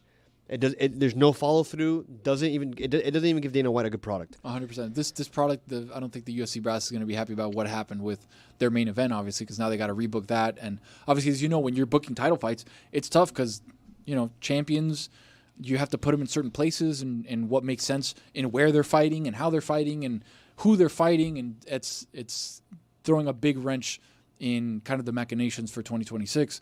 When you look at Umar Nurmagomedov versus... Mario Bautista, I thought that was a fun fight too. That was probably the funnest fight of the night. Both guys were gritty, were scrapping. Umar just got the better of him. I think Batista had the best shot of the night. Best shot of the night went to Bautista, and it didn't matter. And it didn't, and it made Umar better. Yeah, made him better. I thought offensively on the ground he was great. I thought that he was constantly pushing the pace for trying to get a submission, trying to get something going offensively on the ground in ways that Almeida and Jandiroba just didn't do. And I felt like that was a big piece of not only that, but the pushing the pace on the feet when he was on the attack from a strike perspective against Bautista. That was also a fun fight. The Volkov Almeida fight. Volkov's a dog, man. And now with what happened in the main event, does that now cause a bit of a bottleneck at heavyweight? Is now Ciryl heavyweights had this issue. Sure, but now it's even more so, right? Like, now you're champion. We don't know the severity of the eye injury. We don't know how long it's going to keep him out. Is it that we just can't find guys that are that big that want to fight that well? No, I'm sure there's guys that are that big that want to fight. The problem is every generation goes through waves, right? Some generations light heavyweight's great. Some generations middleweight. Some generations lightweight. Some generations bantamweight. Like, we're just blessed that we're seeing a lot of those great generations right now in bantam, in lightweight. Yeah. In middleweight, there was a great run of middleweights when Izzy and Alex came in. Like, well, do you have a rule about when you're doing bets that you don't bet a certain weight class? It's usually heavyweight unders, lightweight overs, but this one would cash on a heavyweight under because of the fact that they went under. But it's tough, man. Like, that is Volkov and Almeida. Now Volkov continues to ascend, but at what point does he get a title shot, or do they rebook? It's 45 fights. Do they rebook Aspinall versus Gane? Is that now in the cards? Are they going to do Volkov versus Volkov versus Aspinall? Would be crazy. I don't know. Like, there's not really much up there at the heavyweight division, so that creates a logjam and a bottleneck for the rest of the division. I think UFC 321 has created more problems for heavyweight Dana than White, Dana White than we thought we were going to get answers for this heavyweight division, and now we end up with more problems and a logjam at the top again. Is it Gane that fights again? Is it do they book Volkov? Do they book somebody else? Right? We don't know, and we're not going to know for a little bit until we all literally. That's us waiting for the heavyweight situation to resolve itself. We're all Robert, who's again waiting for me still to do my monologue. Guys, thank you. Great monologue, by the way. Thank you, buddy. I appreciate that. We'll cut that up and we'll put that out. I think it still stands to reason because the fight didn't actually happen. You can repeat it again, bro? I could still use it. Big thanks to everybody in the other studio. Yes. Jason, Weenie. Thank you, everybody, for being great. Robert, obviously, let's pan over to Robert. That's your director right there. Thank you, Robert, for everything that you do behind the scenes of making things happen. We appreciate you. We will let you go home now. I know it's been a long time. To the team out in the newsroom, Kirsten, Chris, Cynthia. The whole team that came out, everybody Chief Keith is out there floating and boating. We got our moms out there. We're not going to take cameras because we got kids on the cameras, but we got everyone who showed up, came out. Thank you so much. MMA Hangout is presented by Boost Mobile. Yep. Call me mobile the way I'm boosted. Call me Boost the way we're mobile. Thank you so much. And we will be back November 16th for UFC 322, Jack Della Maddalena versus Islam Makhachev, and Valentina Shevchenko versus Zhang Wei Li from MSG, the Mecca. We'll be back November 16th. We won't be at MSG. We won't be at MSG, but we will be back with the MMA Hangout live from Dev Flamingo November 16th. Thank you guys for watching, and we'll see you guys next time. Hopefully we do not have a similar result. Happy Halloween. Go head out to our watch party over at Flanagan's, Kendall 127th on Thursday. Man, still upset about I'm bummed. I am bummed. Still upset with what happened to Tom Aspinall. That's going to stick with me for a little bit. So, peace, guys.